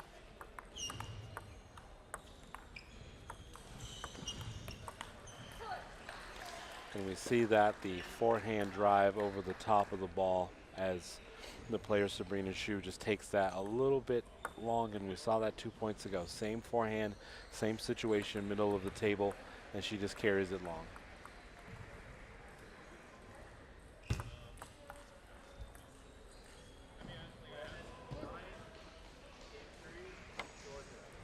So Georgia Tech is able to take command of this match. Now they lead 2-1 in going into the fourth game. I'm curious to see if they're going to come out of what was just a very slower match for them. I did like their patience, but I also want to see them get back to being aggressive and opening up on the forehands. I felt like there at times they were allowing MIT to get into the rallies with forehands, and that's really not what you want. You really want Sophie Wu being the defender and putting a lot more pressure on Jingtin Lin to be the attacker, where she has some good forehand drives, but opening up with the loops is not where she was her strong suit at the time. She struggled a little bit there. So the number 4 seed, Georgia Tech, Sabrina Hsu and Yan Yuji are back in control of this match. You're watching rounds of 16 women's doubles, and we're going to take a quick break here. We'll be back with you momentarily.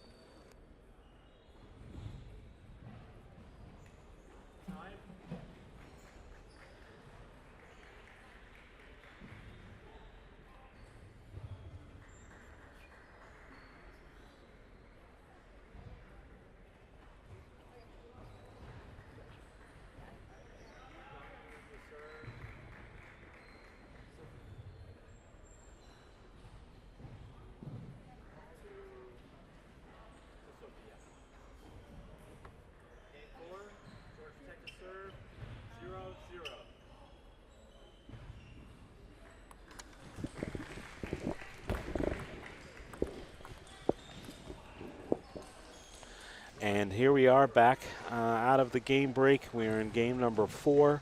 Georgia Tech leads 2-1 in the round of 16 doubles matchup against MIT.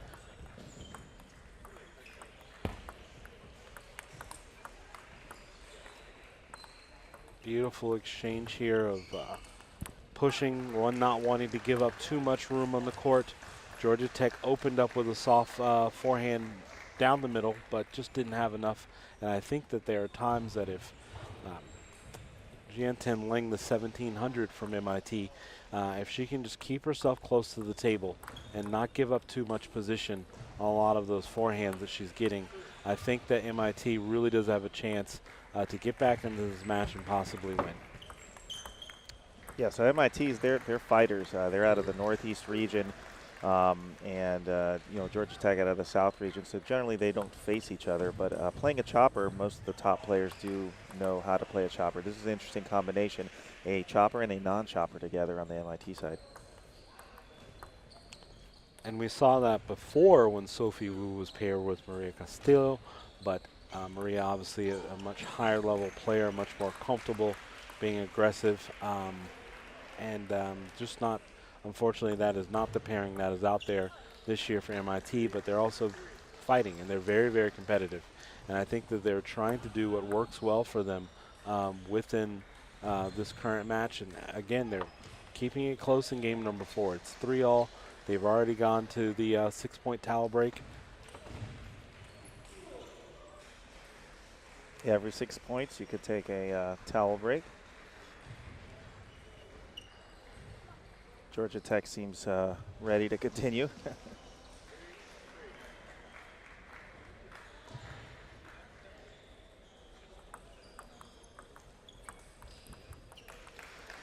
Yeah, and the one thing, again, for Georgia Tech, playing into a passive, more of a push game does not bode well advantage to them. They want to be able to then start taking these cuts just like that, keeping them off the table, because again, only one player from MIT is comfortable being away from the table and having to defend and move around. The other one really should be closer up. So Georgia Tech does not want to give up too much court position by just kind of staying within a very slow, push and controlled game.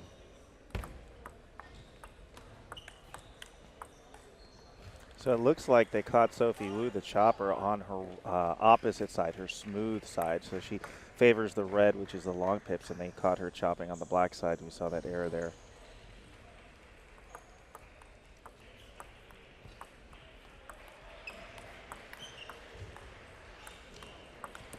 Just another beautiful series of exchanges there by Georgia Tech, not overhitting on the forehands, but just taking some really nice long topspin forehands deep, waiting on them to get their next ball up, and then taking the same stroke again until it's just too much for MIT.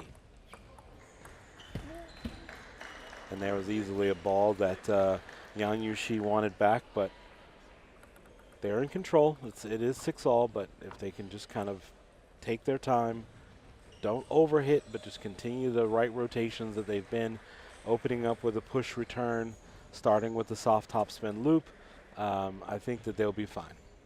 Yeah, Sabrina Chu is a product of the Atlanta, Georgia Table Tennis Association. Yan Yu Xie is coming up. Remember when she was a 1600, now almost close to 2000 level. They play well together.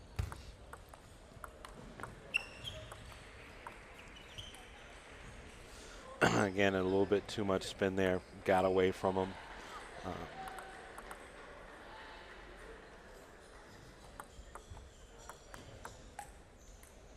They do need to have some understanding. I'm curious to see every time that Georgia Tech goes to pick up the ball, they pick up the ball together. They're having a little commentary there, as you can see. So it looks like they work really well together, up 8-6 here. And that's really smart to take advantage of all of your court time. Again, earlier with Walter, we were talking about how important communication is in doubles.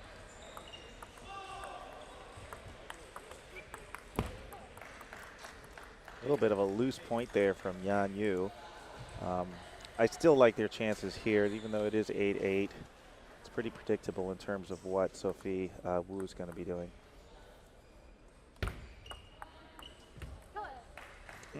Looks like a little edge on the end there. Yeah, but that was just a really nice touch ball. It was almost a dead ball return that just hung short across the middle of the table.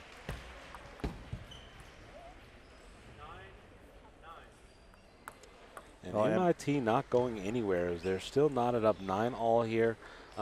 It's the one thing that the lower seeded team wants to go to the 5th game, where we saw earlier in the 5th game anything can happen.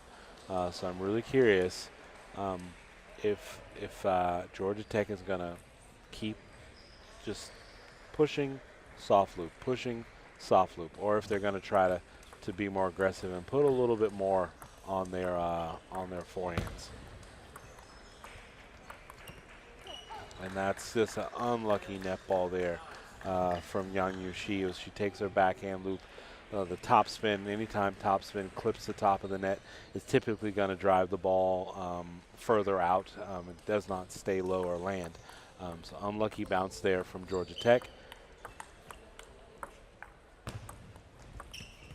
And wow, just so much spin there. She barely touched it, and the ball just took off way right. It looked like it was spin from her doubles partner, Sophie Wu. Very much could have been. And we're now 10-all here, game number 4. Georgia Tech, if they close this out, they advance. MIT, if they can win this game, they will go into a 5th and deciding game. I mean, that was the right shot from Sabrina. She needed to loop that ball, a deep, long ball to the forehand. You should not be pushing that, so it was a right move, but didn't go for them this time.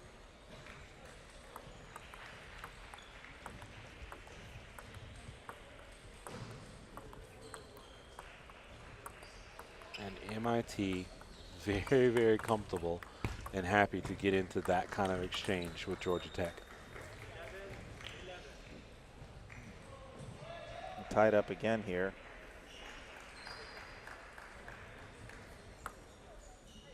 MIT to serve. Oh no, Georgia Tech to serve.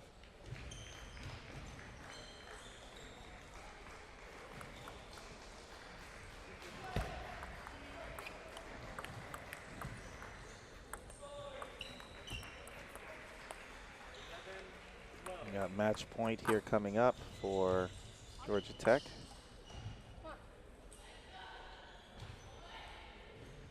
Smart, take your time. No need to rush this.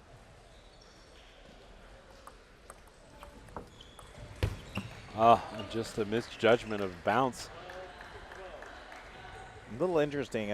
We've got women's singles as also an event here, and so Jingting Lin from MIT, the non-chopper, has already played in women's singles. Yan Yun She on the other side for Georgia Tech, and actually defeated her. And so they're seems very familiar here. So it'll be interesting to look at what's going to happen here. Familiar with their styles, even though they're different regions and divisions. At least they've played each other earlier in another event.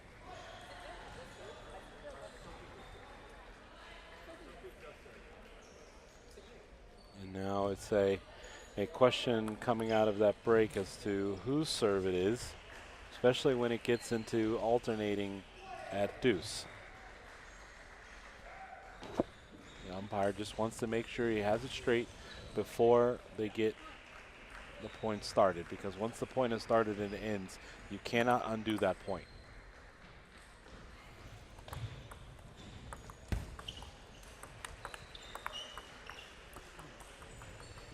I can't say that this didn't confuse her, but she walked right in her way right before the hit. That sometimes happens with the doubles. Georgia Tech with one match point here.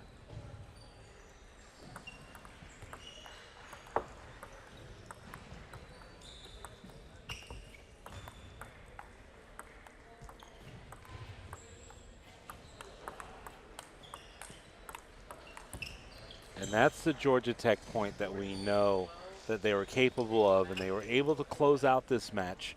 Had they done more of that earlier on in this game and the game prior, I don't think we would have got here, but congratulations to Georgia Tech as they win it in 4. They will advance in the women's championship doubles into the quarterfinals. We're excited to see what's next for Georgia Tech. Congratulations to MIT for getting this far. Obviously, their team this year is not as deep as what they're accustomed to, but also just a very competitive team. So I love the fight. I love that the fact that really could have gone 5, Willie. Had they just been able to, I think, just be more aggressive, just force a little bit more initiative. Yeah, induced there in the 4th there. Georgia Tech pulls it out, and I think lots been said about our championships, but something that should be noted is that the tournament is so competitive. in any event, women's doubles, men's doubles, etc. So we're in for a treat here. And so, folks, if you're out there in the Austin, Georgetown, Round Rock area, please come in and join us. Or if not, the live stream here, we're going to be doing that all day long. Yeah, and even if you have time, and I know that, Texas is a really big state, but, people don't mind driving, and they've got some beautiful highways here. You can come as far as from San Antonio to get over and watch this. So if you're just tuning in, again, this is day number 1 of the 2023 College National Table Tennis Championships. We'd like to take a moment to thank our sponsors, the City of Round Rock and Round Rock Sports Center, DHS, Pong Space, Major League Table Tennis, and of course the NCTTA Board of Directors, the staff, and their many volunteers that make this event possible. I'm Joe Wells. Alongside me is Willie Leporullo, and we'll be taking a break, coming back to action momentarily.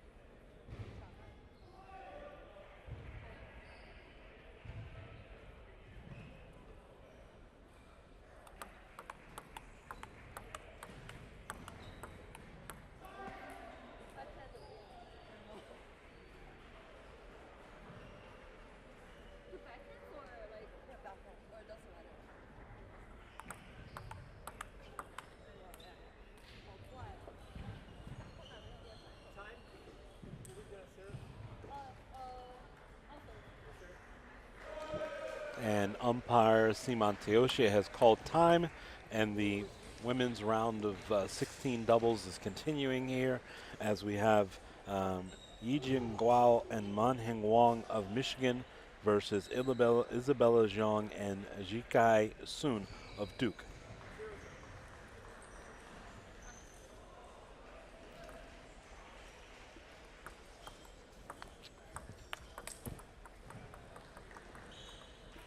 And on paper, definitely advantage Duke as they are the number 8 seed taking on the 15-seeded team. Isabella Zhang has a NCTTA rating of 2145, and Jikai Sun has a rating of 1779. It looks like Yijing Gao of Michigan is rated 1748, and Manheng Wang is 1198. So there's a bit of a drop off there on the Michigan side, but again, this is doubles. We can throw these numbers out of the way sometimes, whereas a lot of it is the serve, return, rotation can balance things out for these pairings.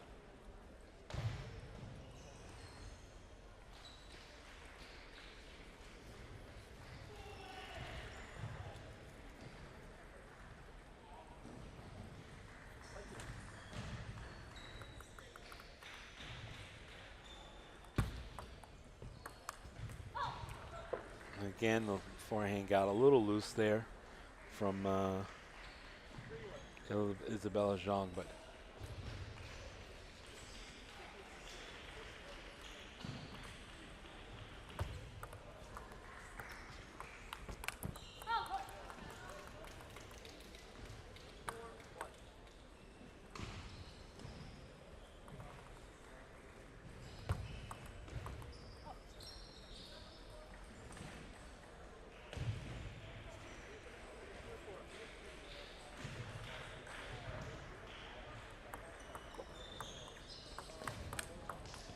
just a beautiful backhand drive there from a player from Duke. And as you can see here early on, early going, it's tightly contested. 4-3. Player from Duke calling out their serves, what they'd like to see, what they'd like to see coming back to them.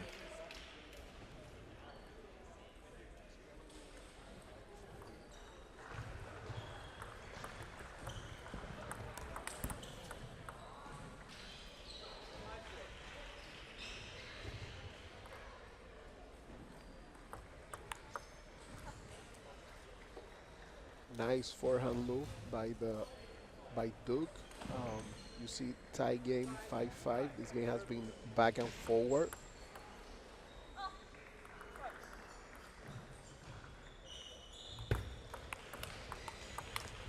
Yeah, both teams really do like the counter, not counter looping, but the counter block up, counter punch exchange. It looks like they're both going to be very comfortable with that as they open up with a short push, and if the ball gets a little high, that's when you start to see drive on both sides. Really impressed with Michigan though so far, coming out leading 7-5 in game number 1. It looks like that Manheng Wang is definitely up for the challenge. Really tough, heavy underspin serve there as Duke sails it a little long. Just playing well.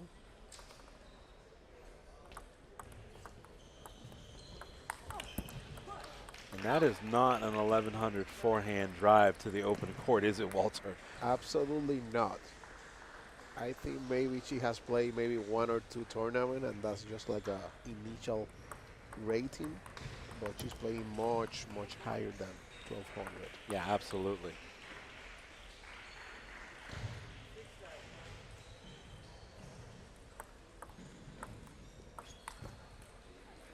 And just a little hair step too late on the step around on the forehand. And that's exactly what you get, is that the ball can just get away from you. When you're talking about wanting to be aggressive and you're taking step around forehands, Walter, what is one of the things that you feel like a player really should look for to set that up? Yep. You should definitely put you in a position that you are in a well place to hit the ball. So that being said, like motion, movement, it's going to be key, right? If you are not in the right position, most likely you're going to miss that shot.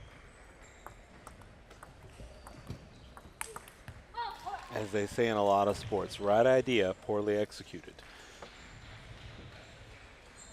And Michigan, up for the challenge, takes game number one, 11-7 here in this women's round, doubles round of 16 on day one of the 2023 College National Table Tennis Championships. If you're just tuning in, we've had some really explosive doubles matches on the men's side earlier on. We've rolled into the women's doubles as we're trying to wrap up, get through that today, and we will then proceed into some of the singles matches later on this afternoon. But really excited about all the players. There's so many new faces that are representing these universities. What we see is a lot sometimes the same schools, new players, so that really bodes well for what they consider the history and culture of a team, of a program, that no matter who they have coming in and out of the doors, the revolving door, that school and that team is going to be represented at nationals. So I'm really excited for that. Earlier we talked about, Walter, the absence of some of the teams from Puerto Rico, and how we'd really like to see them come back into college nationals. For many years, the players, our teams out of the UPR collegiate system were playing, coming here, very familiar with having to travel to Texas. So we'll look out maybe next year or maybe in 2 years. We'll see what happens. We'll see what happens. I'll be more than happy to, to spread the voice and see if we can make it happen. I am sure there are at least 3, 4, 5 universities that are interested in coming to play the NCTTA, and it will be a great opportunity for exposure and expanding the NCTTA as well. And again, Michigan off and running here in game number 2. They're up 1-0. Good counter block there. The right idea of the forehand drive. Duke sails that a little long.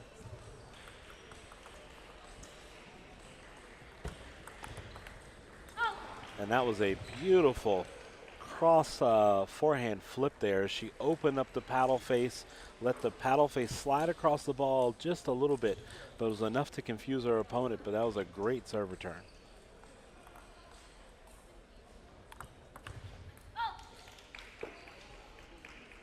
Nice service, very quick and long, and kind of surprised the Duke player. To me, when I look at that, players are starting to serve a little bit long. This shows that they're really confident, kind of comfortable in where this is going, trying to, keep the other team kind of guessing what's happening, instead of just getting into a rhythm of short, short, short, short, short.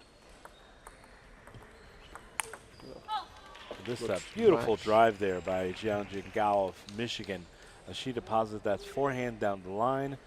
Duke needs to step into this match, and they need to step into this match quickly, Walter. Absolutely. They are being too passive. You see how that Duke player is just, chopping the ball, middle of the table. And Michigan is not missing those balls.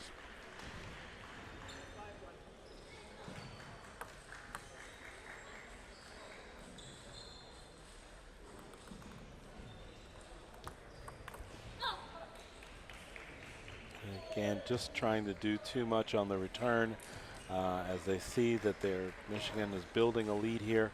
I like the idea of going back down the line with the forehand flip, but she just couldn't get herself set up for it.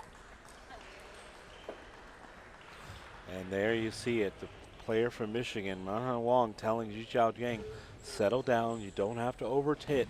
And again, I like that communication between the players.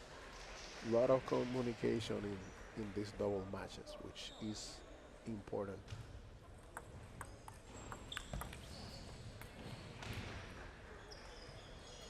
Very nice serve from Duke player, just setting the shot ready for her partner. Good block. It's a very, very nice block and counter block, really there. And I like that Michigan is intense. Even when they got it out to an early lead, they didn't allow themselves to get passive and just kind of ease off the pedal a little bit, as we saw earlier in some of the men's doubles matches where some of the teams were playing. If they built too early lead, it got really big, they kind of ease off a little bit.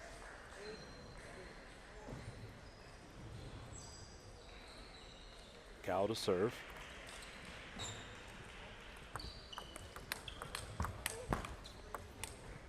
Oh, and a beautiful rally there. That was definitely one that Nan Hang Wang wants back. She was set up on her forehand. They were in a nice driving forehand exchange.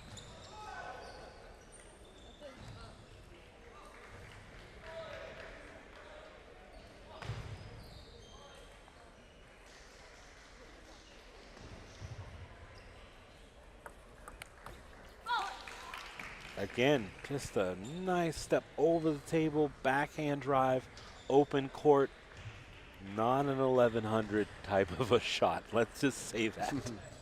Not at all.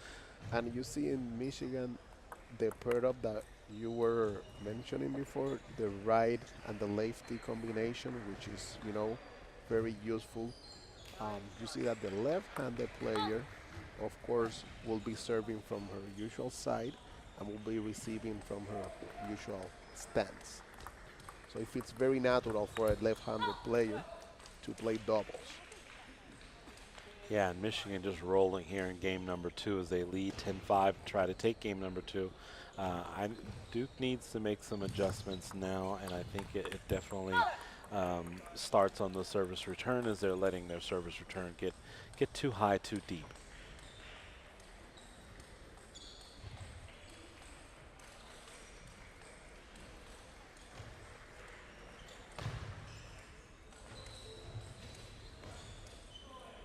We did not see this happening, Walter. Again, Duke is the number 8 seed, Michigan the 15 seed. And Michigan came to play today. They came to play, Walter, and I'm really impressed that they set each other up well. They complement each other. When one is being aggressive, the other is also being aggressive. So I really like what I'm seeing from Gao and Wang of Michigan. I hope that Jikai Sun and Isabella Zhang can kind of step back in this and make this a competitive women's doubles round of 16.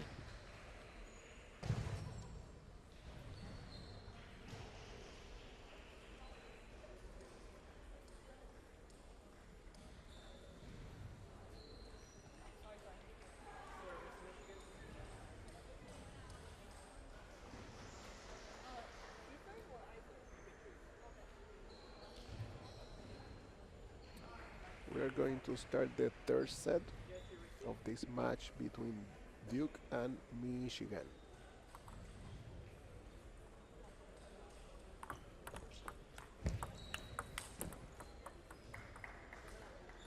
Really good start there from Duke.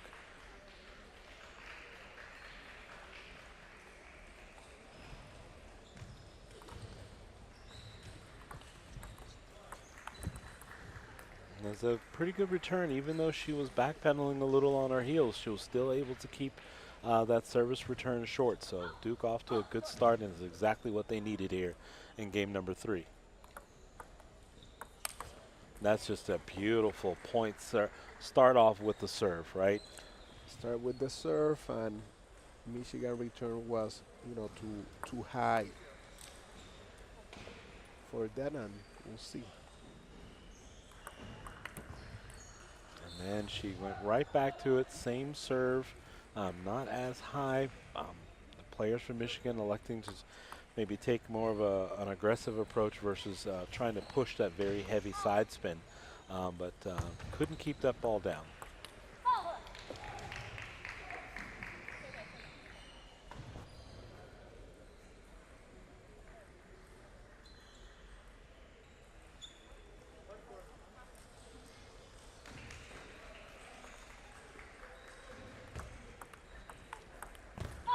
Yeah, and a nice forehand, a lot of side spin.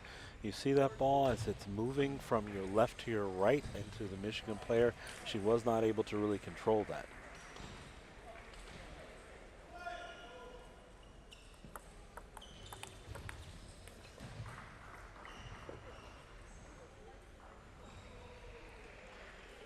Then again, Duke is allowing, Michigan is allowing Duke to build some momentum here, Walter. Yep, and Duke is being more aggressive in this set, as we were mentioning earlier. They have to, don't be that passive.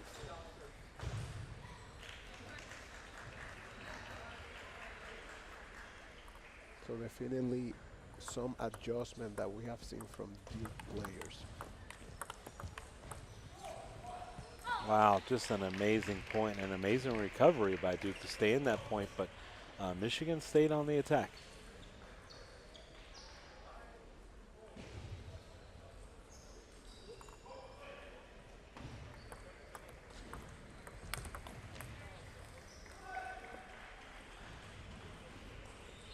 Good forehand loop by Duke. It hit a little bit of a neck, a little bit of luck, but it was a good forehand. Very powerful.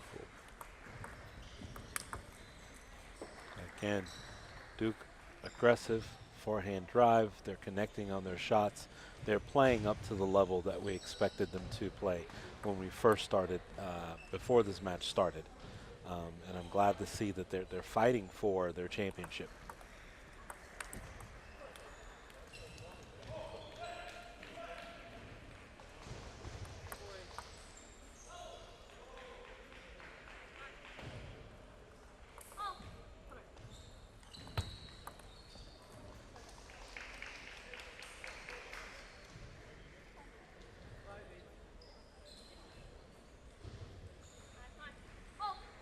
Eight five, important point now. It's Again, 8-6. Michigan being aggressive, trying to get back in this match. They know that they have a chance to close this out. A lot of times, a lot of these athletes, when they're taking those forehands, sometimes they get a little tight.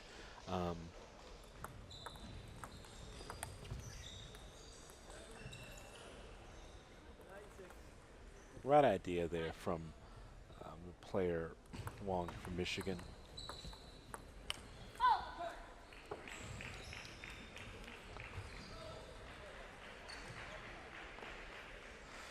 Duke really needs to go ahead and close out this third game. They don't want to let Michigan hang around too much longer in this game, as we know that they, both Michigan players, as soon as they see their ball, they're going to take their cuts, particularly on the forehand side. I feel now they may call the timeout if they have not done so. They haven't, and that's where the experience of coaching comes into play. You know, what they're seeing out of their team, if they're feeling like they're reading the table well, if their energy is down, the emotions are down, if they feel like they're not talking. This is, yeah, it would be a great time to call a timeout. But Michigan now has game point 10-8. And she has gone to that serve many times. It's either a heavy side under or a side top. Motion looks similar, but the variation of spin can be different, and allows the return to pop up. And then her teammate has taken that well. And they won a lot of points that way in game number 3. So Duke is now on the board 11-8, game number 3. They still trail 2-1 here in the doubles round of 16. I'm Joe Wells. Alongside me is Walter Alomar. If you're just tuning in, this is day 1 of the Women's Collegiate Championship doubles here in beautiful Round Rock, Texas.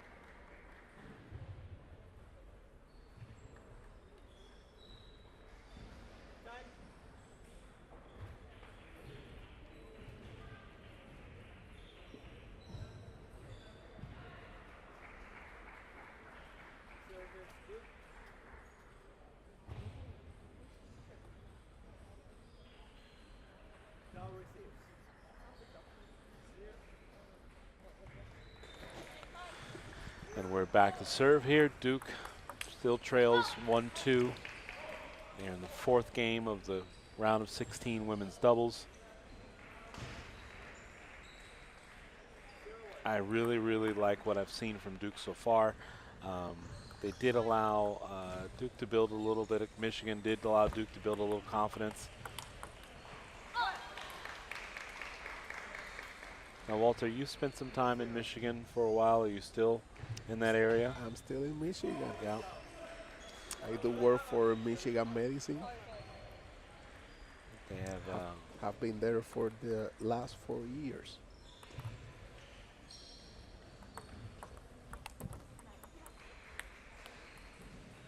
I like the idea that they want to be aggressive, but I don't want to see them rushing through the point. If it's not the right shot, you just don't take it.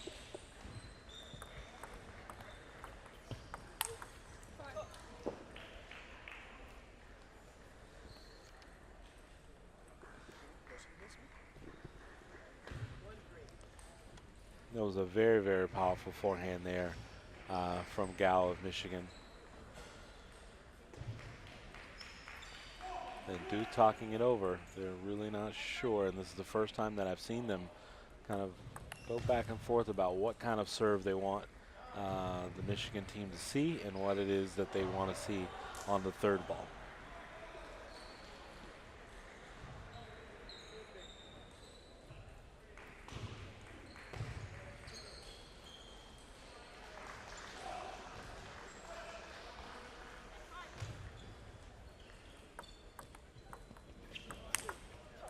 And again, it's falling right into the strength of Michigan. Forehand drives by Gao. She's taking it either up the middle or down the line as the right-handed player that she's not stepping around and hitting inside and out.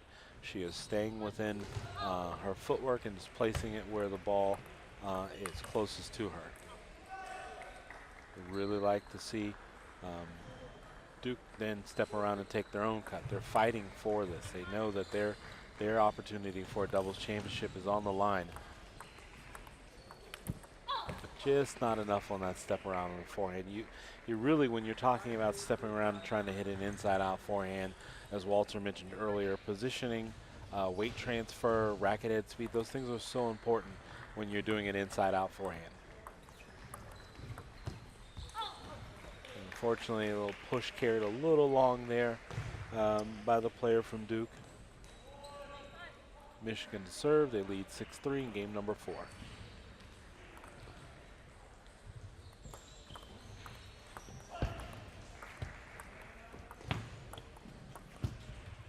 Just a beautiful exchange of touch shots there. Michigan coming out on top.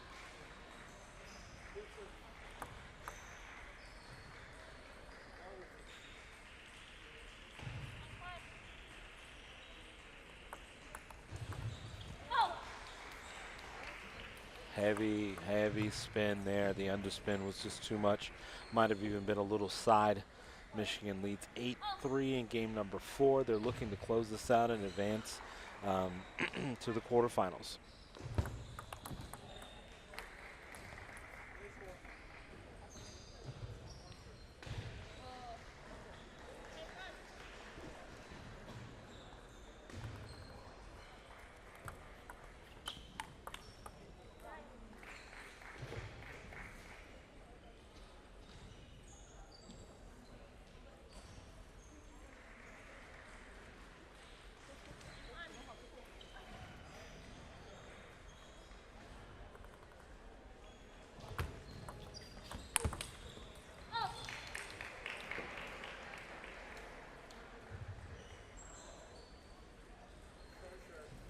If Michigan is to close this out, they would face the winner of Angie Tan, Joanna Sung of UCLA, and Danielle Yano and Jishuan Wu of Colombia.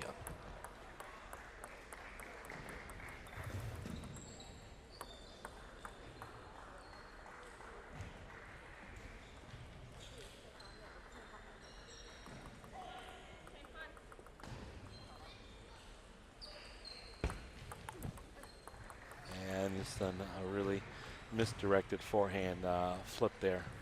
It's a very nice serve from Duke. Michigan still leads 9-7, game 4.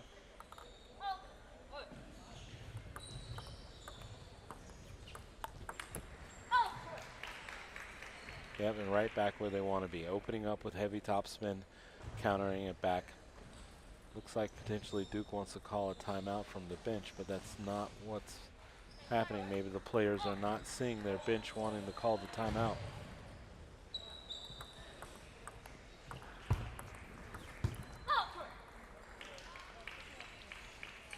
There you have it. Duke closes it out. 11-7, game number 4.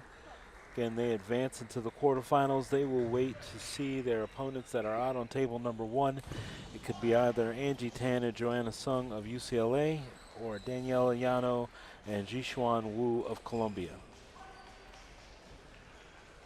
I'm Joe Wells. This is day number 1 of the 2023 Collegiate National Table Tennis Championships. We're going to take a short break. We'll be back with you shortly.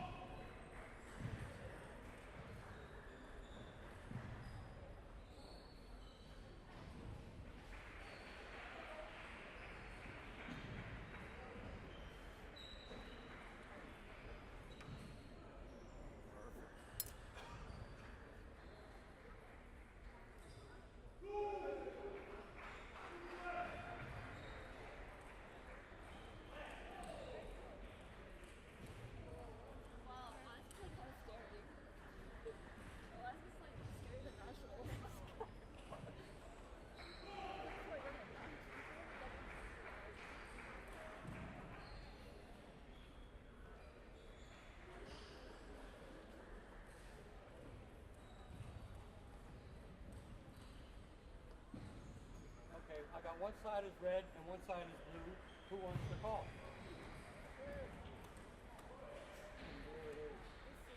They want to receive.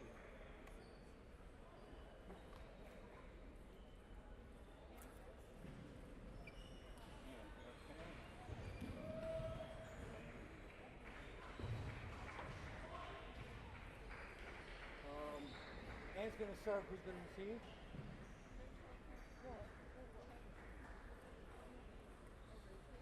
Rachel, okay. Yes,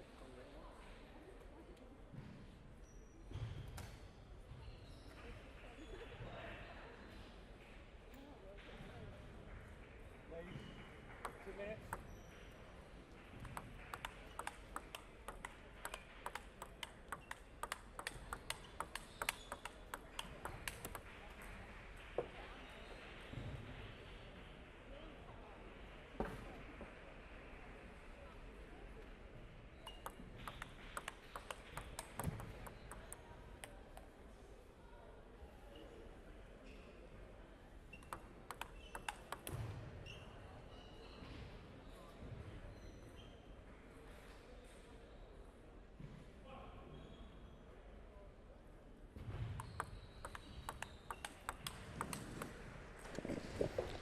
Willie, we are back here as we resume women's doubles. We're in the quarterfinals, UCLA versus Western, and in my opinion, I think we're in some fireworks here.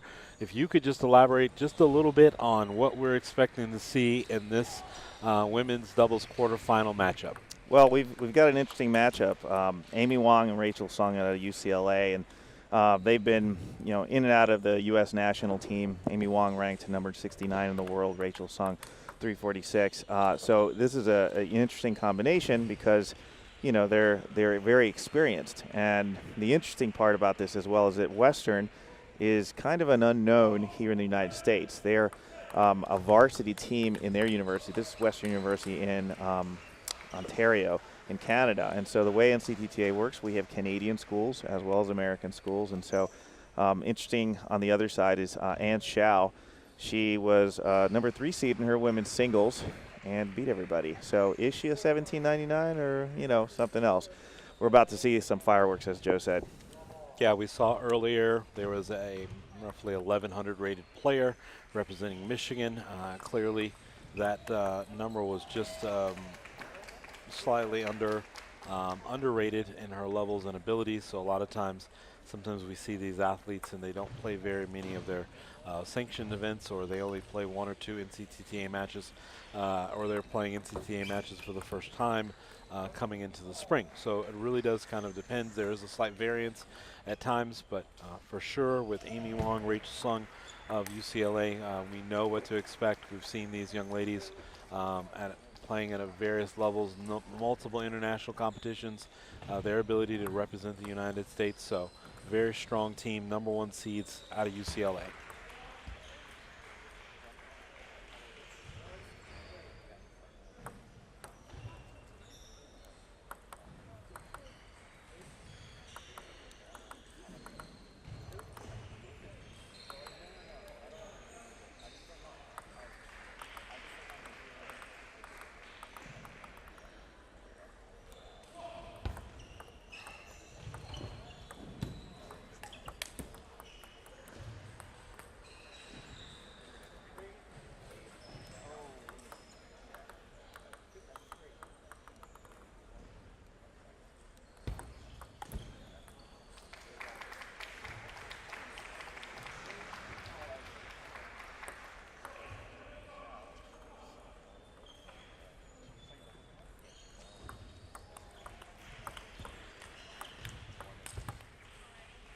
And the team from Western, they got themselves back into this match, I feel like, as the point gets faster advantage UCLA.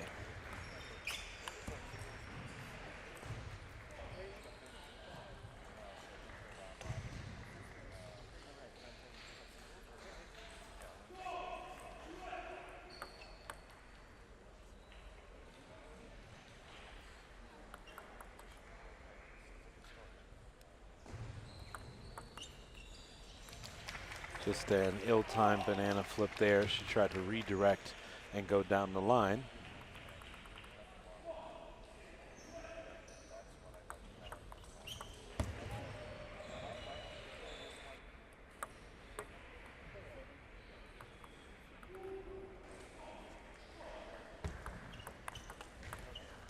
And just beautiful and quick timing there. Amy Wong just is able to take that forehand right back to the open court.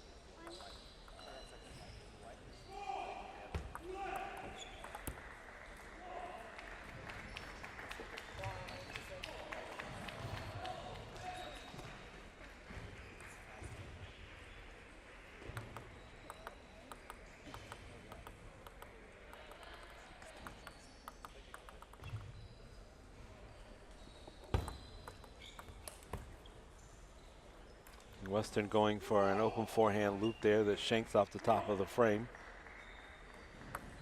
And UCLA in control of game number 1, 8-5. Joyce Hsu to serve.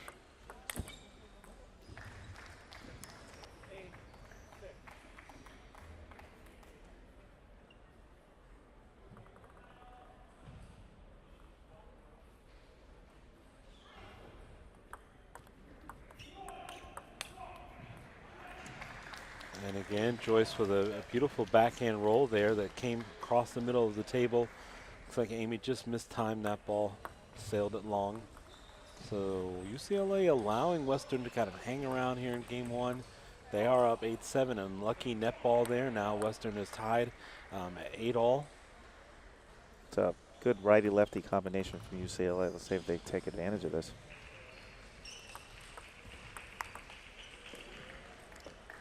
Looks like, you know, the team of Xiao and Yu from Western is really taking it to them. It seems, you know, dare say that UCLA looks a little flat here. And that's the one advantage that a lot of some of these teams have going into this. Some of them might not really know what they're up against, so they don't have a preconceived notion or fear about what they're about to see. They're just going to go out and play their game, and that's exactly what we're seeing from Western.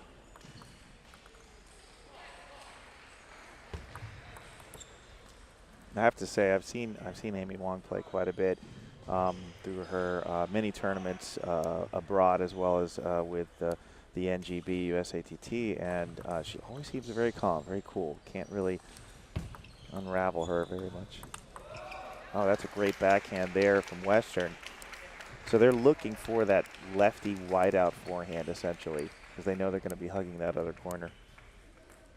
Yeah, but that was just a beautiful backhand drive to the open court from Western. And now it's 10-all. And it can easily happen. Confusion on who serves, who receives.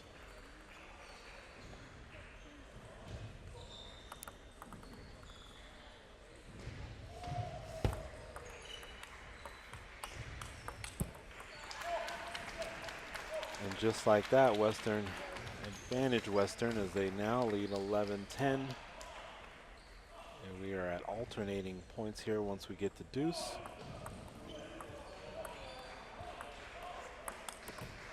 Just an unlucky bounce from the team from Western, and again they take a backhand out wide, and they're stunning the #1 seed here. I'd imagine that as calm and collective and as loose as UCLA is playing, they're just going to have to just kind of feel their way back into this and not allow Western to kind of hang around. Yeah, it looked like that they went again to the wide forehand of UCLA. I think that may be something that may want to look at. What we've noticed here with the righty-lefty combinations is anywhere in the middle or even towards that inside-out forehand for the lefty is going to create an advantage for the righty-lefty combination. But if you can catch them wide, it seems to be something to look at along those lines. So Western's got their coach in the corner, and it looks like UCLA's got an advice giver there. Anyways, it's interesting combination here. The most interesting, I think, is our tournament is incredibly competitive, and there are bound to be lots of upsets. There already was an upset previously. And as I said before, An Xiao in her women's singles, she was the #3 seed and, you know, upset everybody along those lines. So it looks like Rachel Sung is talking with the umpire and needs perhaps medical assistance. And looks like she's got a shoulder issue. we've got our NCTTA medic is Dr. Walter Alomar, alum of Universidad de Puerto Rico. He is now here as on our medical staff. So it looks like they're taking a medical timeout. Not entirely sure what's going on here.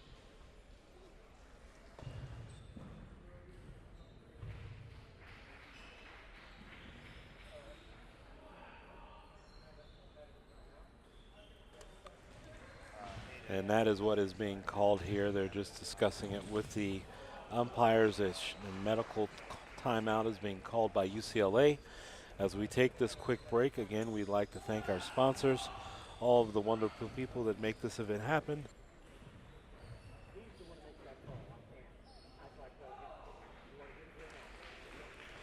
DHS, Major League Table Tennis, City of Round Rock Sports Center, and then NCTTA and all of its wonderful volunteers and staff. So we're here at a little break here.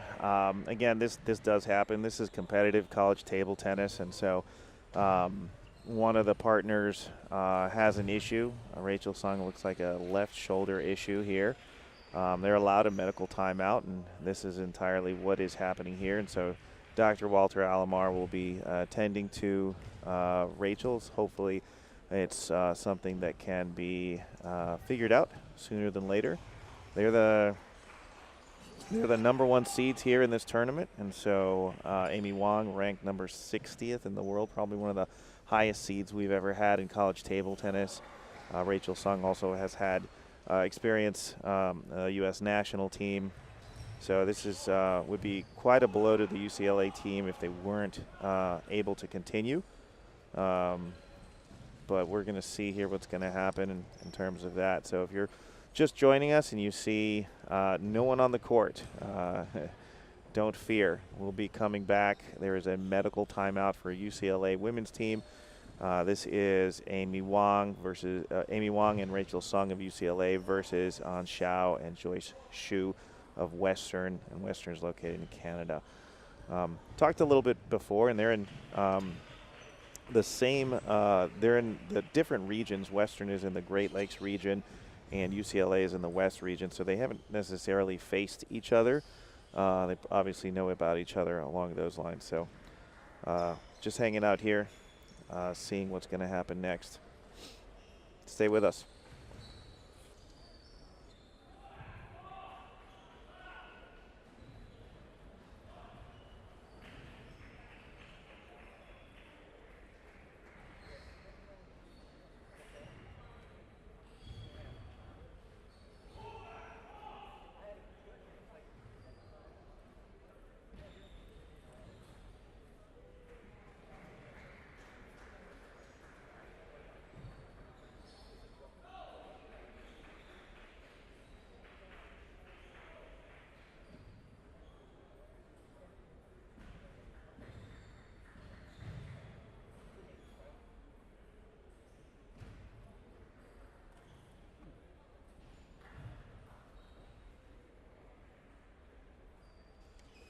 Update from around the other courts.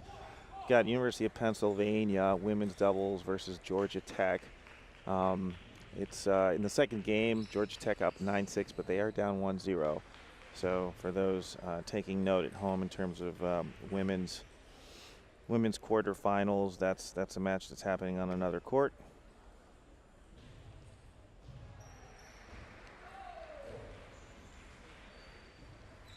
It's Rachel O and Tsiling Ning from University of Pennsylvania versus Sabrina Zhu and Yan Yun She of Georgia Tech. It's on table one. We're on table two right now. We're in a medical timeout. UCLA number one women's doubles is Amy Wong and Rachel Sung. Rachel Sung requested a medical timeout. And Willie, as a former player yourself, played various sports, played in collegiate ranks. When you have this length of a break, what do you think really kind of happens? The athletes, what should they be doing while the timeout length is really going to be unknown, whether or not the athlete is going to be able to come back to the court quickly, or if this is going to be some type of delayed issue. We hope that it is not a serious matter and that Rachel can come back to the court. But for Western, it looks like they're trying to stay loose. They put the jackets on to keep the arms warm. They're still standing, not sitting. Yeah, these are all good points. And again, if I were their coach, I would be having them focus on the game at hand. They're up 1-0 on the #1 singles duo from UCLA. Focus on what they need to be doing, not entirely what the injury says or anything of that nature. I think one of the worst mistakes you can make is if somebody is injured and you know they're injured, and you attempt to focus on that injury instead of playing the normal game plan that you may have.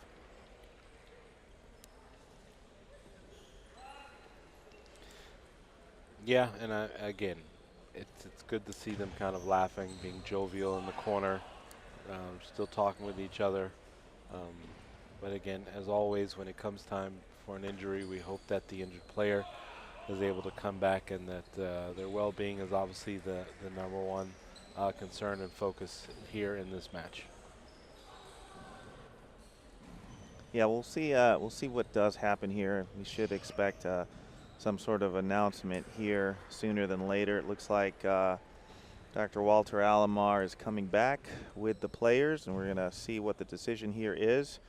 They're entering the call area, and looks like she has been given treatment.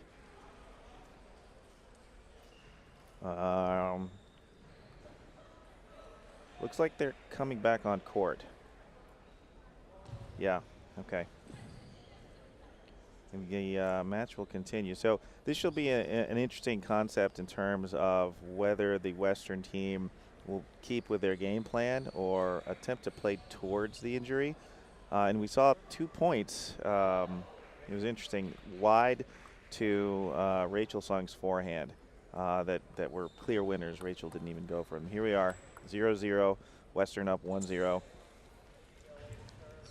And the one thing that I don't mind about this medical timeout that it did happen in between games and not an interruption of a game.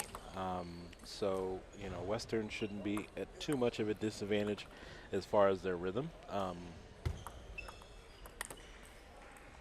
I don't know if this is what's happening here. It just looks a little bit like Rachel is calmly serving just a forehand serve, and Amy's going to turn it up another level here, potentially.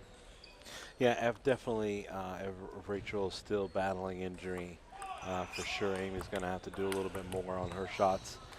No one ever likes to be in that pressure-packed situation, but if anyone can handle it, Amy certainly can. So let's see what UCLA has in the bag at this point. Score is 2-2. 3-2 now. Amy Wong to serve, righty-lefty combination.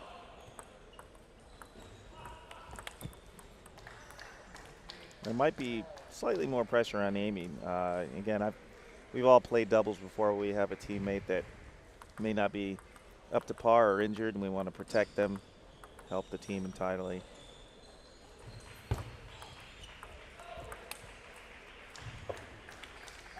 Yeah, and Western still just coming out with their game plan. They're going to, you know, place the ball in well. They're going to counter when necessary and then take their shots. And it's a right idea.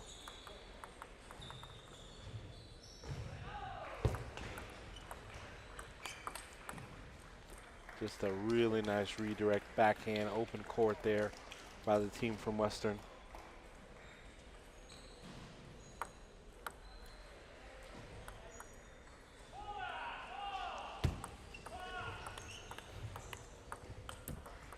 Looks like she's still touching her left shoulder, so there's something still there, unfortunately. Yeah, and you've got to respect her, you know, wanting to come out and finish this for her partner, for her team, you know, representing the university. UCLA, a very long history in college table tennis, so you just hate to see that a player, unfortunately, isn't able to be 100%, but respect the fact that they are out here and still trying. Absolutely. Well, it's still Western's game here. They're up 6-5 here and 1-0 in the overall score, and they absolutely want this as well to show everybody what Canadian table tennis has, especially there for Western.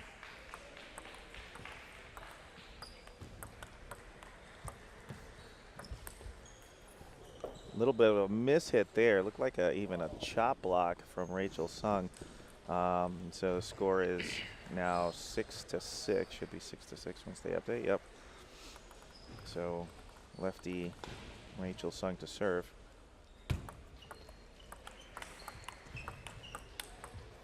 So for me, I really think at this point is that Rachel's probably playing a little bit more of the safe game. I'm going to push, I'm going to block, I'm going to drive passively, while Amy takes control of the rest of the table, perhaps. Which is, you know, obviously advantage Western if they see her not being aggressive and they know that she's not going to really take any big cuts, particularly on the forehand side. They can kind of really construct their game around that.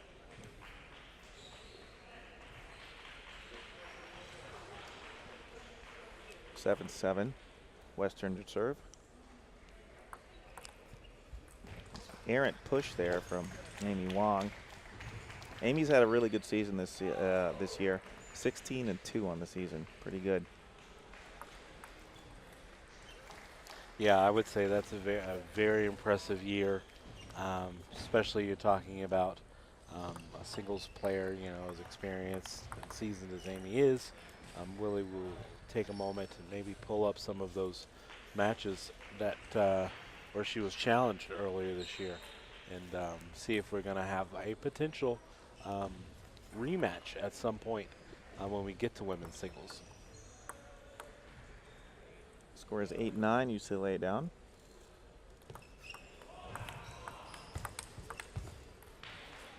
We tied it up 9-9.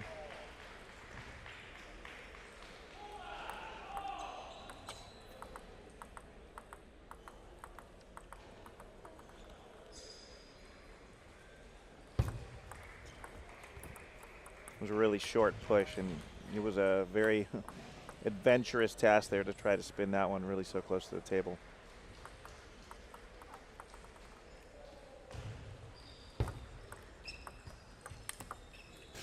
Great backhand. Yeah, just a thing of beauty.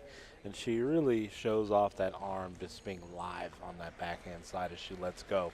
A lot of times people try to teach you, like, throw a frisbee to hit a backhand, but that is a long whipping, snapping motion, and we saw that from Amy. And again, looks like they're tending to the shoulder as they're in between games, and just trying to kind of keep it warm, and maybe pain numbing, if you will, a little bit when you put things like icy hot or whatever on an injury.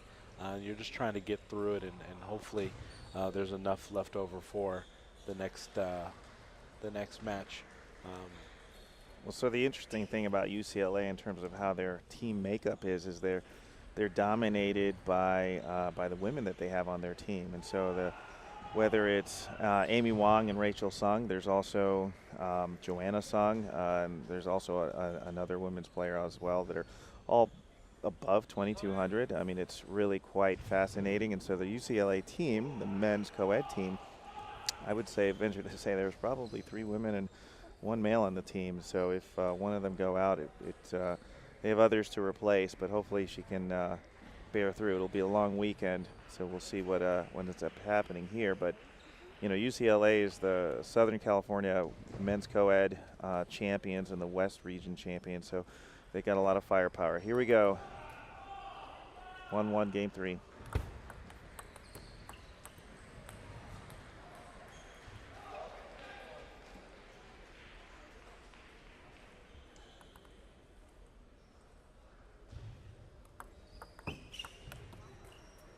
Yeah, Western's down 2-0 here, and again, when they're serving to the injured player, again, there's got to be that thought process of not focusing just alone on the injury. That could create issues, obviously. And you see there, again, if it's one bounce long, Amy knows that she kind of has to try to end these points a little faster than what you'd like, because of the fact that she is trying to compensate a little bit for her partner being injured, because that out wide forehand is just not not there for Rachel, and she's even hesitant to kind of step out over there.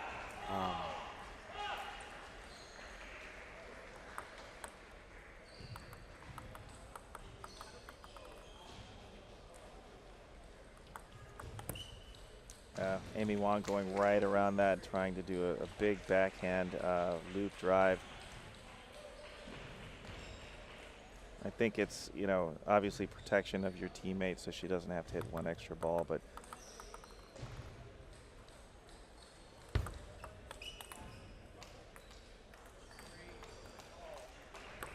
(3-3), all tied up here in the third game. Amy Wong to serve. Yeah, just a really nice backhand topspin. It wasn't very powerful, but it was deep with a lot of spin.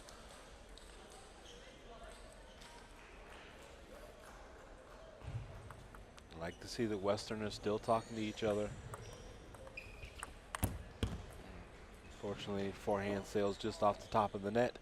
She tried to step around. A lot of times you see people when they're doing a step around forehand or inside out, they're really exploding and throwing their body into the ball. That one got away from her a little bit too much because she didn't step around fast enough. And again, those forehands, you're going to have to do a whole lot more with those forehands if you expect Amy to be rattled by it at all. I mean, if it's not deeper, faster, you know, more spin, those sometimes just look like practice or warm-up balls for Amy.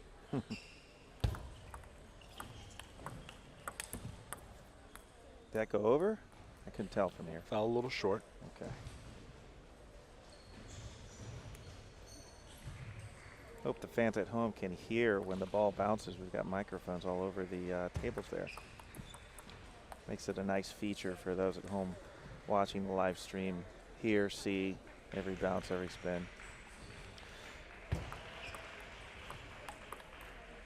And again, you know, now it's up to Western to try to figure out, I mean, it's obvious that Amy is being the aggressor. She's taking first cuts, trying to end points faster. And they allowed this third game to kind of build a little bit of a hole for themselves. They're going to have to build something around attacking to Rachel Sum versus putting Amy into a countering situation which she's comfortable with. I agree. I think they should be serving short to Amy all the time, nothing long. Make her push. Oh, here's a lobbing fest.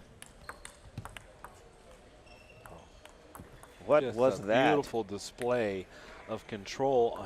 It was a forehand side chop. Like a pickleball shot. Don't bring up that right now. It's for another day. But Oh, just an impressive array. I just really impressed right now. These past 2 points is a great example of just how much control she has over the ball and her shots and where she's in on the court. Her placement has just been really beautiful when she has been able to counter those. really protecting her teammate there. Looping, keeping the ball in an awkward spot for Western. Leads UCLA here, and now they're up 2-1 in this best-of-5 women's doubles quarterfinal. You know, I still think Western's got a shot here. I think they've, unfortunately, looks like they've focused on the thing that we've said to not focus on, the injury. But what are your thoughts, Joe, in terms of how they're going to get back into this game? Again, I mean, you're up against the #1 seeds. You had came out in a very tight first game, but then you allowed, for some reason, game numbers 2 and 3 to lose those. I don't know if that injury timeout bothered them at all. It looked like it didn't in game number 2, as they only lost 11-9. They were just missing some of their shots in game number 3, but I would like to just say big shout out or kudos to Amy, because she just played a very clean game, particularly on the offensive side and countering offense. Whenever the team from from Western, whenever they hit their aggressive shots, Amy was in position to kind of counter and redirect and take some of the pressure off of her teammate from having to kind of do a lot of moving, particularly moving out to her left or wide forehands. Is not what she wants to be put in that situation. So they've been very tight and on the table. It's a great ball. Hit it right at the person with a righty-lefty combination. Very smart from Western. It's a side topspin serve. Very tricky from Rachel Sung. Maybe she's feeling a little better now.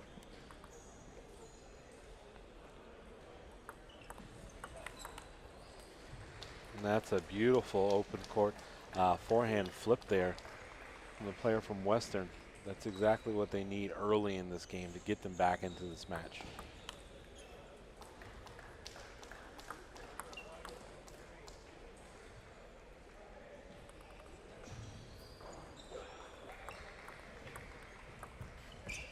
Anything long to Amy Wong, they've got to absolutely soup up with a lot of spin.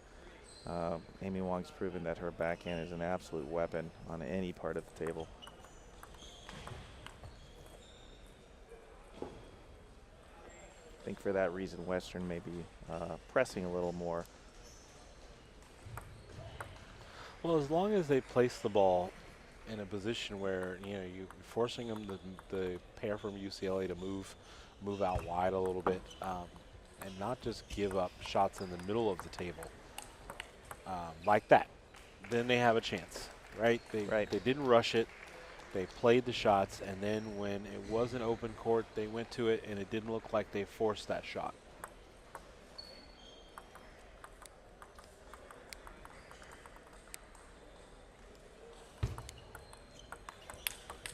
That's get out of here. I'm going to hit that as hard as I can. Yeah, no matter what, I'm going for this, and it's a good chance it is not coming back. But again, Western talking, communicating, knowing that they're still in this. Backhand again from Amy Wong, very, very powerful.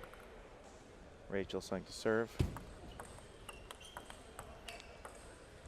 And that was a beautiful backhand that was actually controlled back again, but they controlled it and put it back in the middle of the table, which is where Rachel is hanging out at. So again, her skill level is very high, so it's no problem for her to just kind of stand there and block balls, if you will. It's interesting though. Yeah, you're right. She's hanging out right in the middle, maybe in her backhand corner. And Western, I would think, would want to exploit that, but Amy Wong's backhand is just too powerful. And there's a good forehand too. Just a beautiful off-the-bounce forehand drive, open court by the number 60 ranked player in the world, Amy Wong of UCLA. It's a bit of a puzzle here. Do you tempt to go wide to the Rachel Sung forehand when she's not moving and a little bit hurt, but then facing that shot, Amy Wong's backhand? It's just a pretty difficult proposition. UCLA up 8-5 at this point. Yeah, again, if they could get the ball moving side to side, and at some point, because Rachel's not really moving, they get a ball that just kind of gets away from her, maybe gets a little high into the middle of the table, especially if they move her out to her left. And it hit the net and came back. It's now match point for UCLA. Western to serve down 5-10.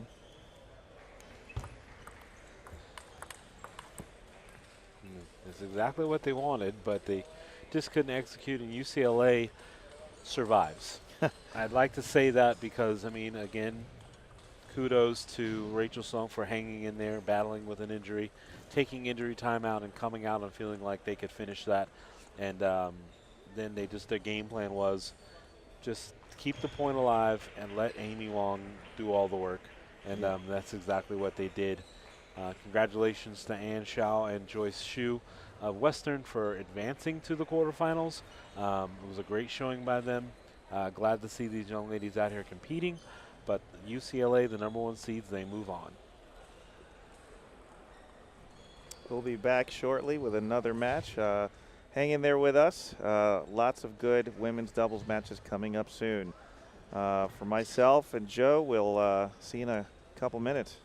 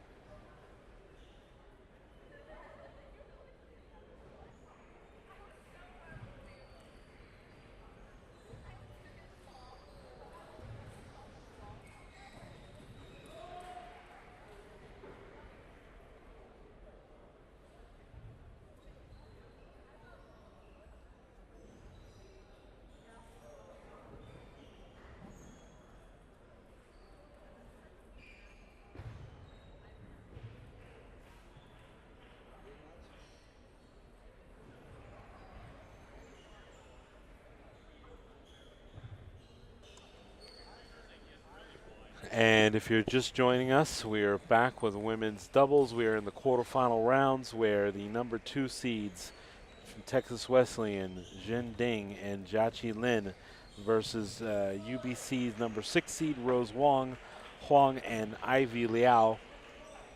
We just got through seeing the number 1 seeds from UCLA survive, and now it's up to the number 2 seeds to continue on to that collision course to the women's doubles finals. Again, we wish Rachel Sun all the best, as she did experience a bit of an injury there during that match. Yet to be unknown if she's going to compete into the next round, but we shall see. But as of right now, again, this is the second women's doubles quarterfinal. The number 1 seeds from Texas Wesleyan, Jin Deng and Jiaqi Lin versus Rose Huang and Ivy Liao of UBC. The umpire is going over who's going to serve, who's going to return.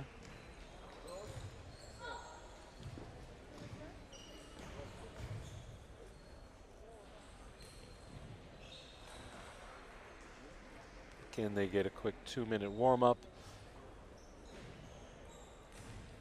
Players from Texas Wesleyan, very highly rated. Expected to be the favorites as they are bringing back a veteran team here in this women's doubles quarterfinal matchup.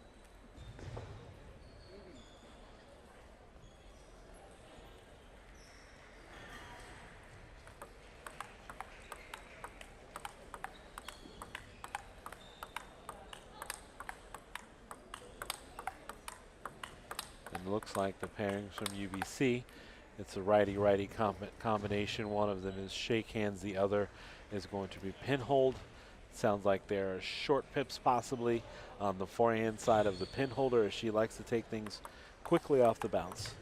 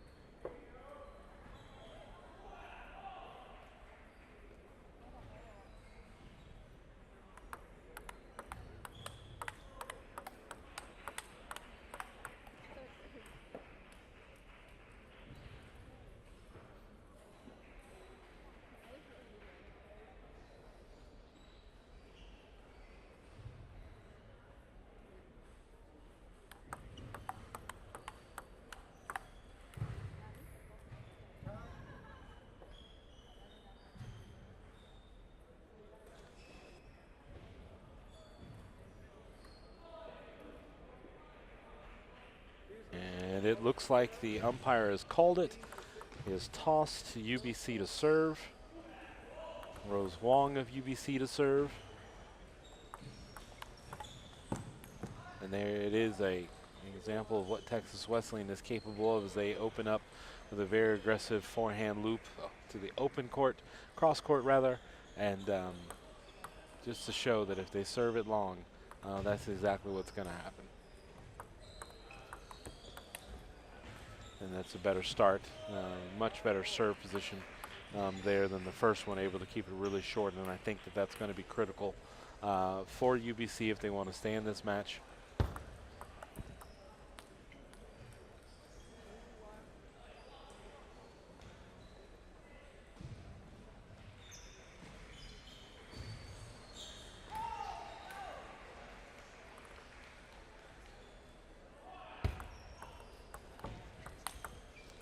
A beautiful forehand open court there from Rose Wong. Ivy Liao is a very experienced player representing Canada at international levels.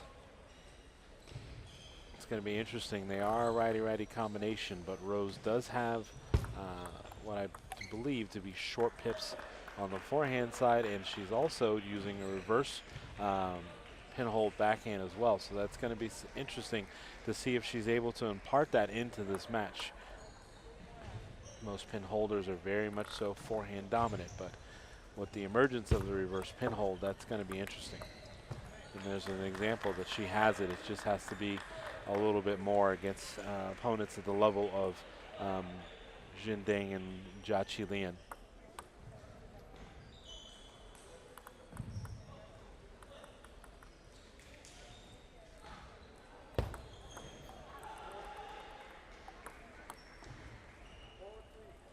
Errant serve there just on the other side of the line. Point UBC.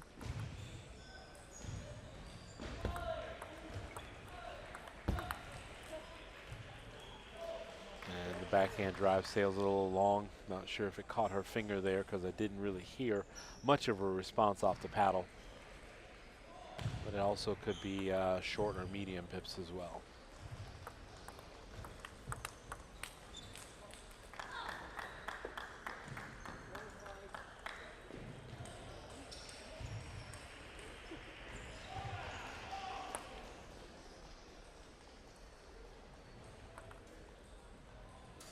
see it. Ivy calling the serve for Rose.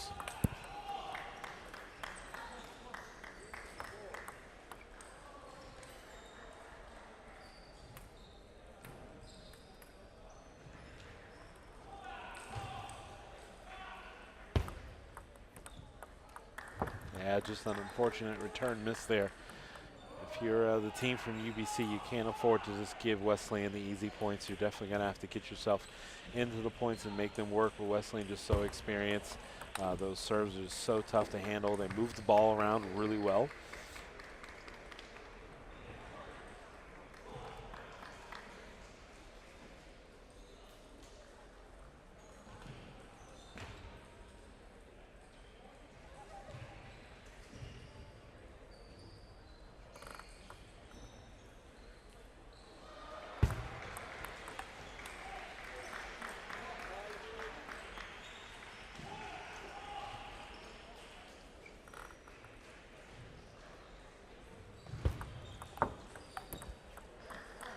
Yeah, and if you're ever played with pips, you'll know that it's very difficult to impart heavy topspin with that type of a rubber.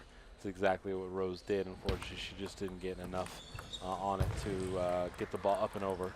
Great stretch out there by Jin Ding on the forehand to keep that point alive, and they've got a commanding lead here, 10-5 in game number 1.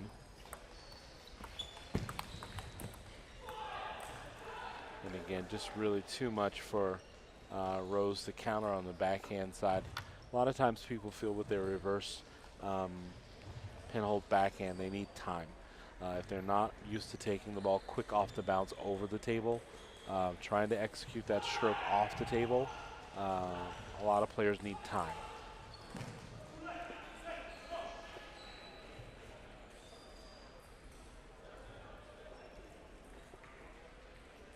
So we're here on a break in between games. We'd like to, as always, recognize the people that make this possible.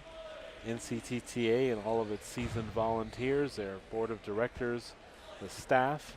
We'd also like to thank the city of Round Rock and the Round Rock Sports Center. They have been great hosts to us over the years, especially coming out of the pandemic year. We couldn't be more thankful and appreciative of all their efforts and what they've done for us over the last 4 years. And again, to all the sponsors that make this possible. If you have a chance to go to the championship website, you'll be able to see more information about the event and all of the people that are here over this weekend. As we come out of this game break here, going into game number 2, the number 2 seed Texas Wesleyan leads 1-0 over number 6 seed from UBC, Rose Wong and Ivy Liao. Jin Ding to serve.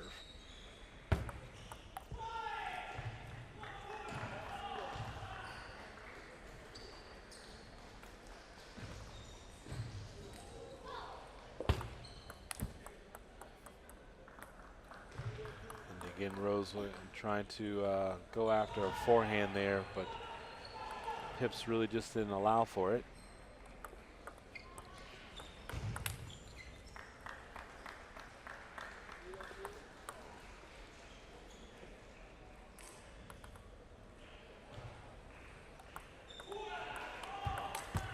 Just a beautiful forehand deposit cross court there by Jing Ding. She stepped over and took that ball as it kicked up pretty high, actually, but she was able to control that really well, and it seems like they're very comfortable with the speed of play right now.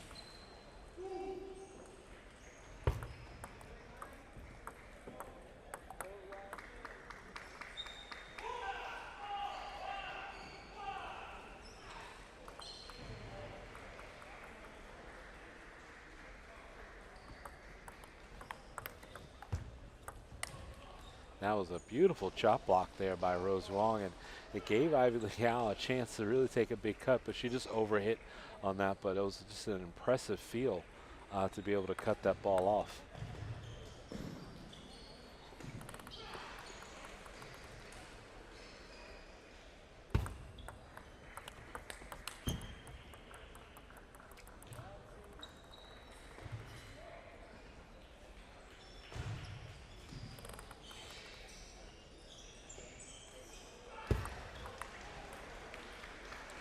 Yeah, just a really relaxed forehand flip there from Jinding. Ball sailed wide, but knowing that's a shot that she could easily execute.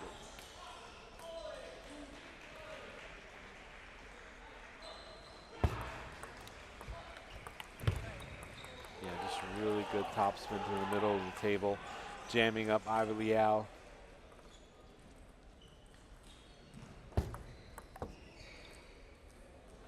Right idea with the push deep wide to the forehand side, but ball sails a little long. Wesleyan leads 8-2 in game number 2. It's a beautiful backhand flip open court there from Jia Qi Lin.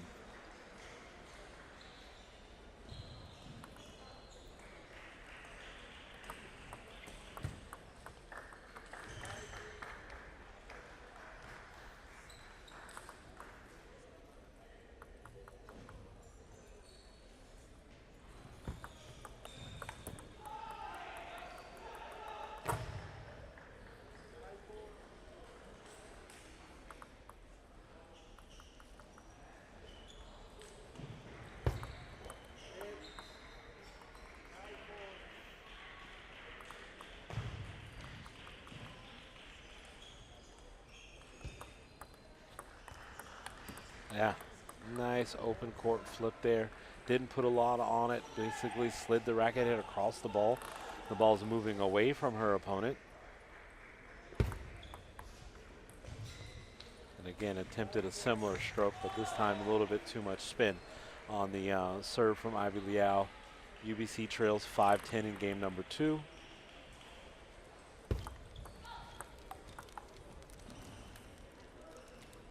And it looks like the pips there from Jia Qi Lin let her down a little bit there as the ball sails long.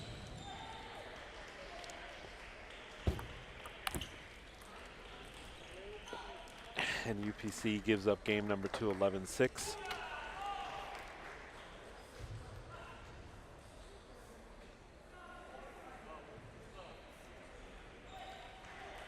And if you are Texas Wesleyan right now, you're just trying to take care of business and preserve as much energy as possible to go into this next round, because this is a very long weekend for a lot of these players, particularly the female athletes here. They have a daunting task of not only competing in doubles, but they're also possibly competing in singles. And some of them also, based on the number of people on their roster, can represent their university in the Coed event as well. So players like Jin Ding and Jia Qi Lian are in for a very long weekend. So if they can just close out UBC here in this third game, they can just rest for a moment to get ready for what's to come. Because again, just also UCLA, same scenario. Their ladies program, very strong, in for a long weekend. So I respect that from these women this weekend, having a great time, long competition, but also just having to be really smart about play.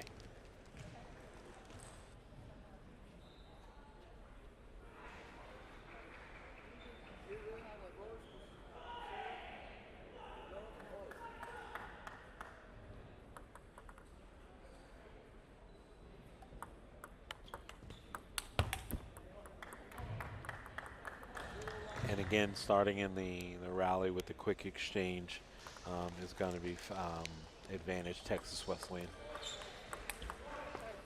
And a beautiful right off the bounce there. Jia Qi Lian takes that ball positive right cross court.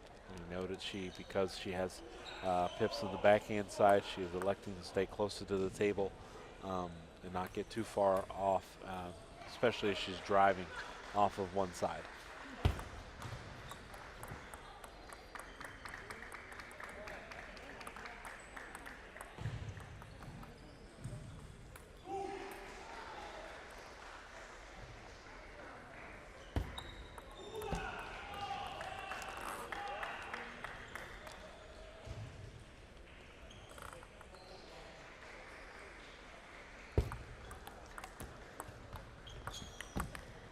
A great recovery there by Jin Ding, but not enough as Ivy Liao was able to take the forehand opposite court Just a little bit too much there for Jiaqi Lian to handle.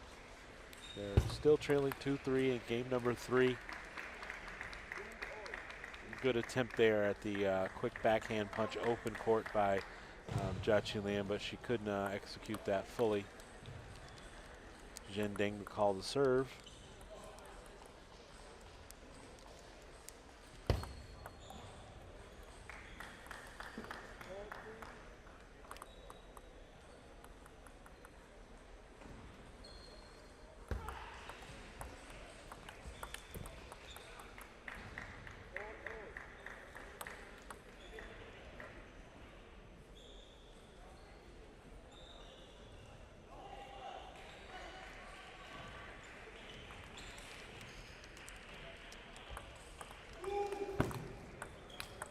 Oh, that was a beautiful inside out forehand there by Rose Wong. She stepped to her left, forehand redirected to the right, caught the team from Texas Wesleyan guessing, unsure footed, and they're making this a match here in this third game as they lead 5-4.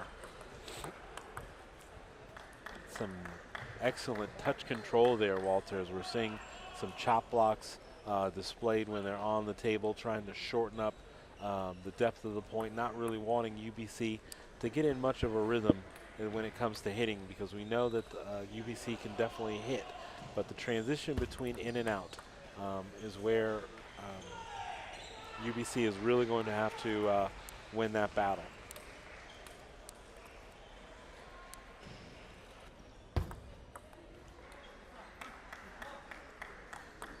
A really tough serve to return.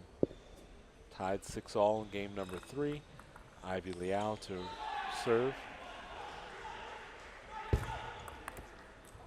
And again, Jiaqi elects to go back to that backhand drive with the pips, and that one goes into the net. The first one sailed long.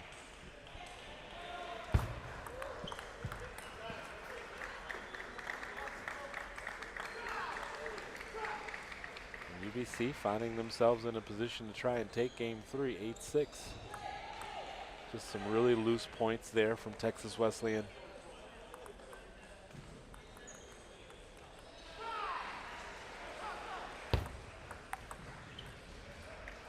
Full forehand open court by Rose Wong of UBC.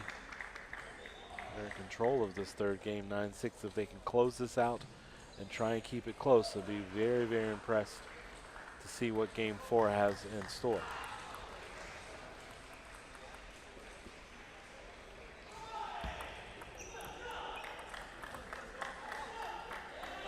Good underspin serve. Let's see.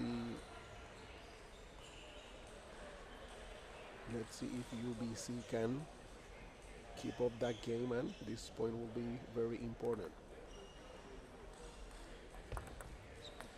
Oh no, you just can't give Texas Wesleyan free points like that.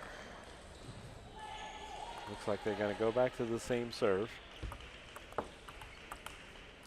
And it paid off for them as Ivy Liao took a nice backhand cut down the line, had a lot of spin on it. Just a little bit too much for Zhen Deng to handle. And University of British Columbia finds themselves with a game point here in the third game as they lead 10-8 against the number 2 seeds from Texas Wesleyan.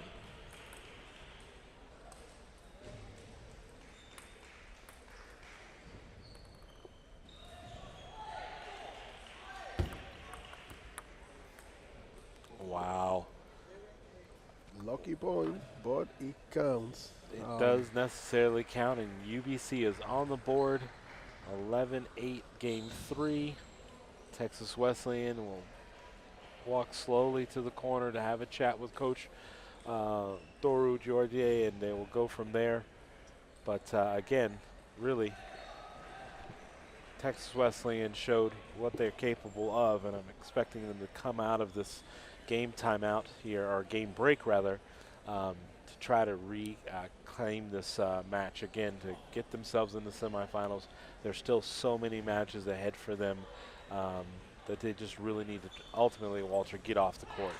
And we don't say that in a bad way, but they just need to finish this if they can, and not allow UBC to hang around and stay in these games and longer. Because again, like we've said, it's doubles. A lot of things can happen when you're in doubles and things get tight.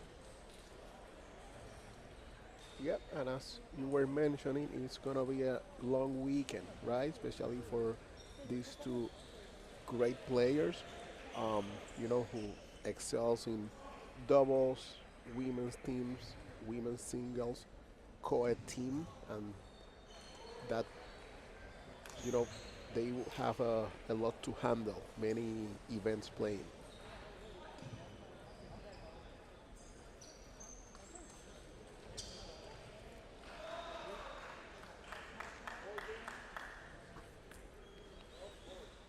All right. Shindang of Texas Wesleyan to serve. Wesleyan, the number 2 seeds. They lead 2-1 here. We're going into game number 4 of the women's doubles quarterfinal.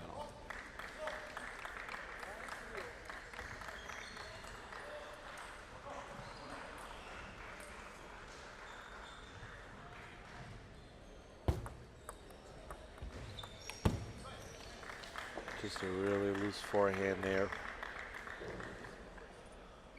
Good start from Texas Wesleyan. They're gonna try to keep going in this fourth set.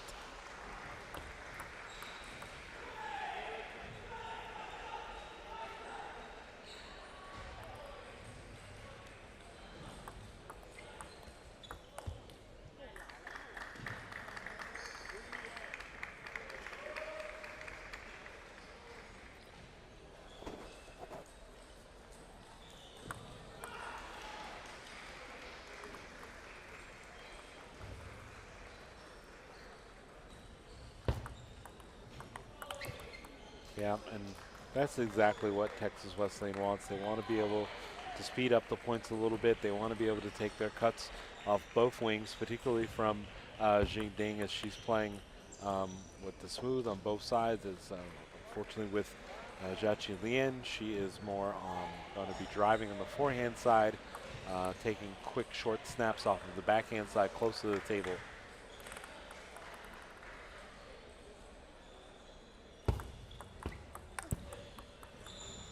Nice return. Beautiful return. Short forehand flip, jamming up Rose Wong there.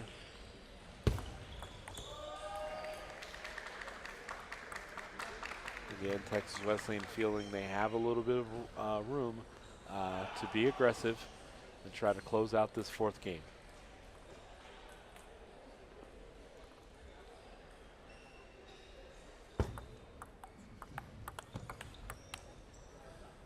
And that's just a well-executed backhand, really, really out wide, too far for Rose Wong of UBC to get to.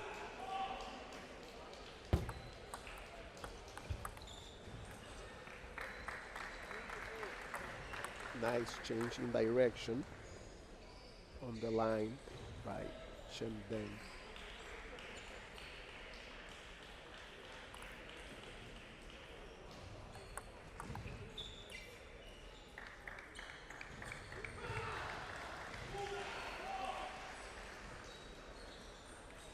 (3-8). Texas Wesleyan leading the first set. And they are going to go to the 6-point towel break. Texas Wesleyan still in command of game number 4. They lead 8-4.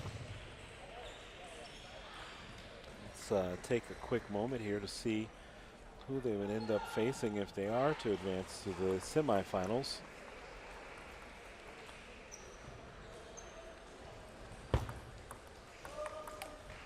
Nice forehand flip. And the winner of this match will end up facing off against the winner of the UCLA-Michigan matchup, where Angie Tan and Joanna Sung of UCLA faced Yijia Gao and Manhan Wong of Michigan. We did see the pairing from Michigan earlier. They actually pulled an upset. So they've had a great tournament so far, coming in as the 15 seed. They were able to beat the 8 seed Duke, the pairing of Isabella Jiang and Jichai Sun of Duke.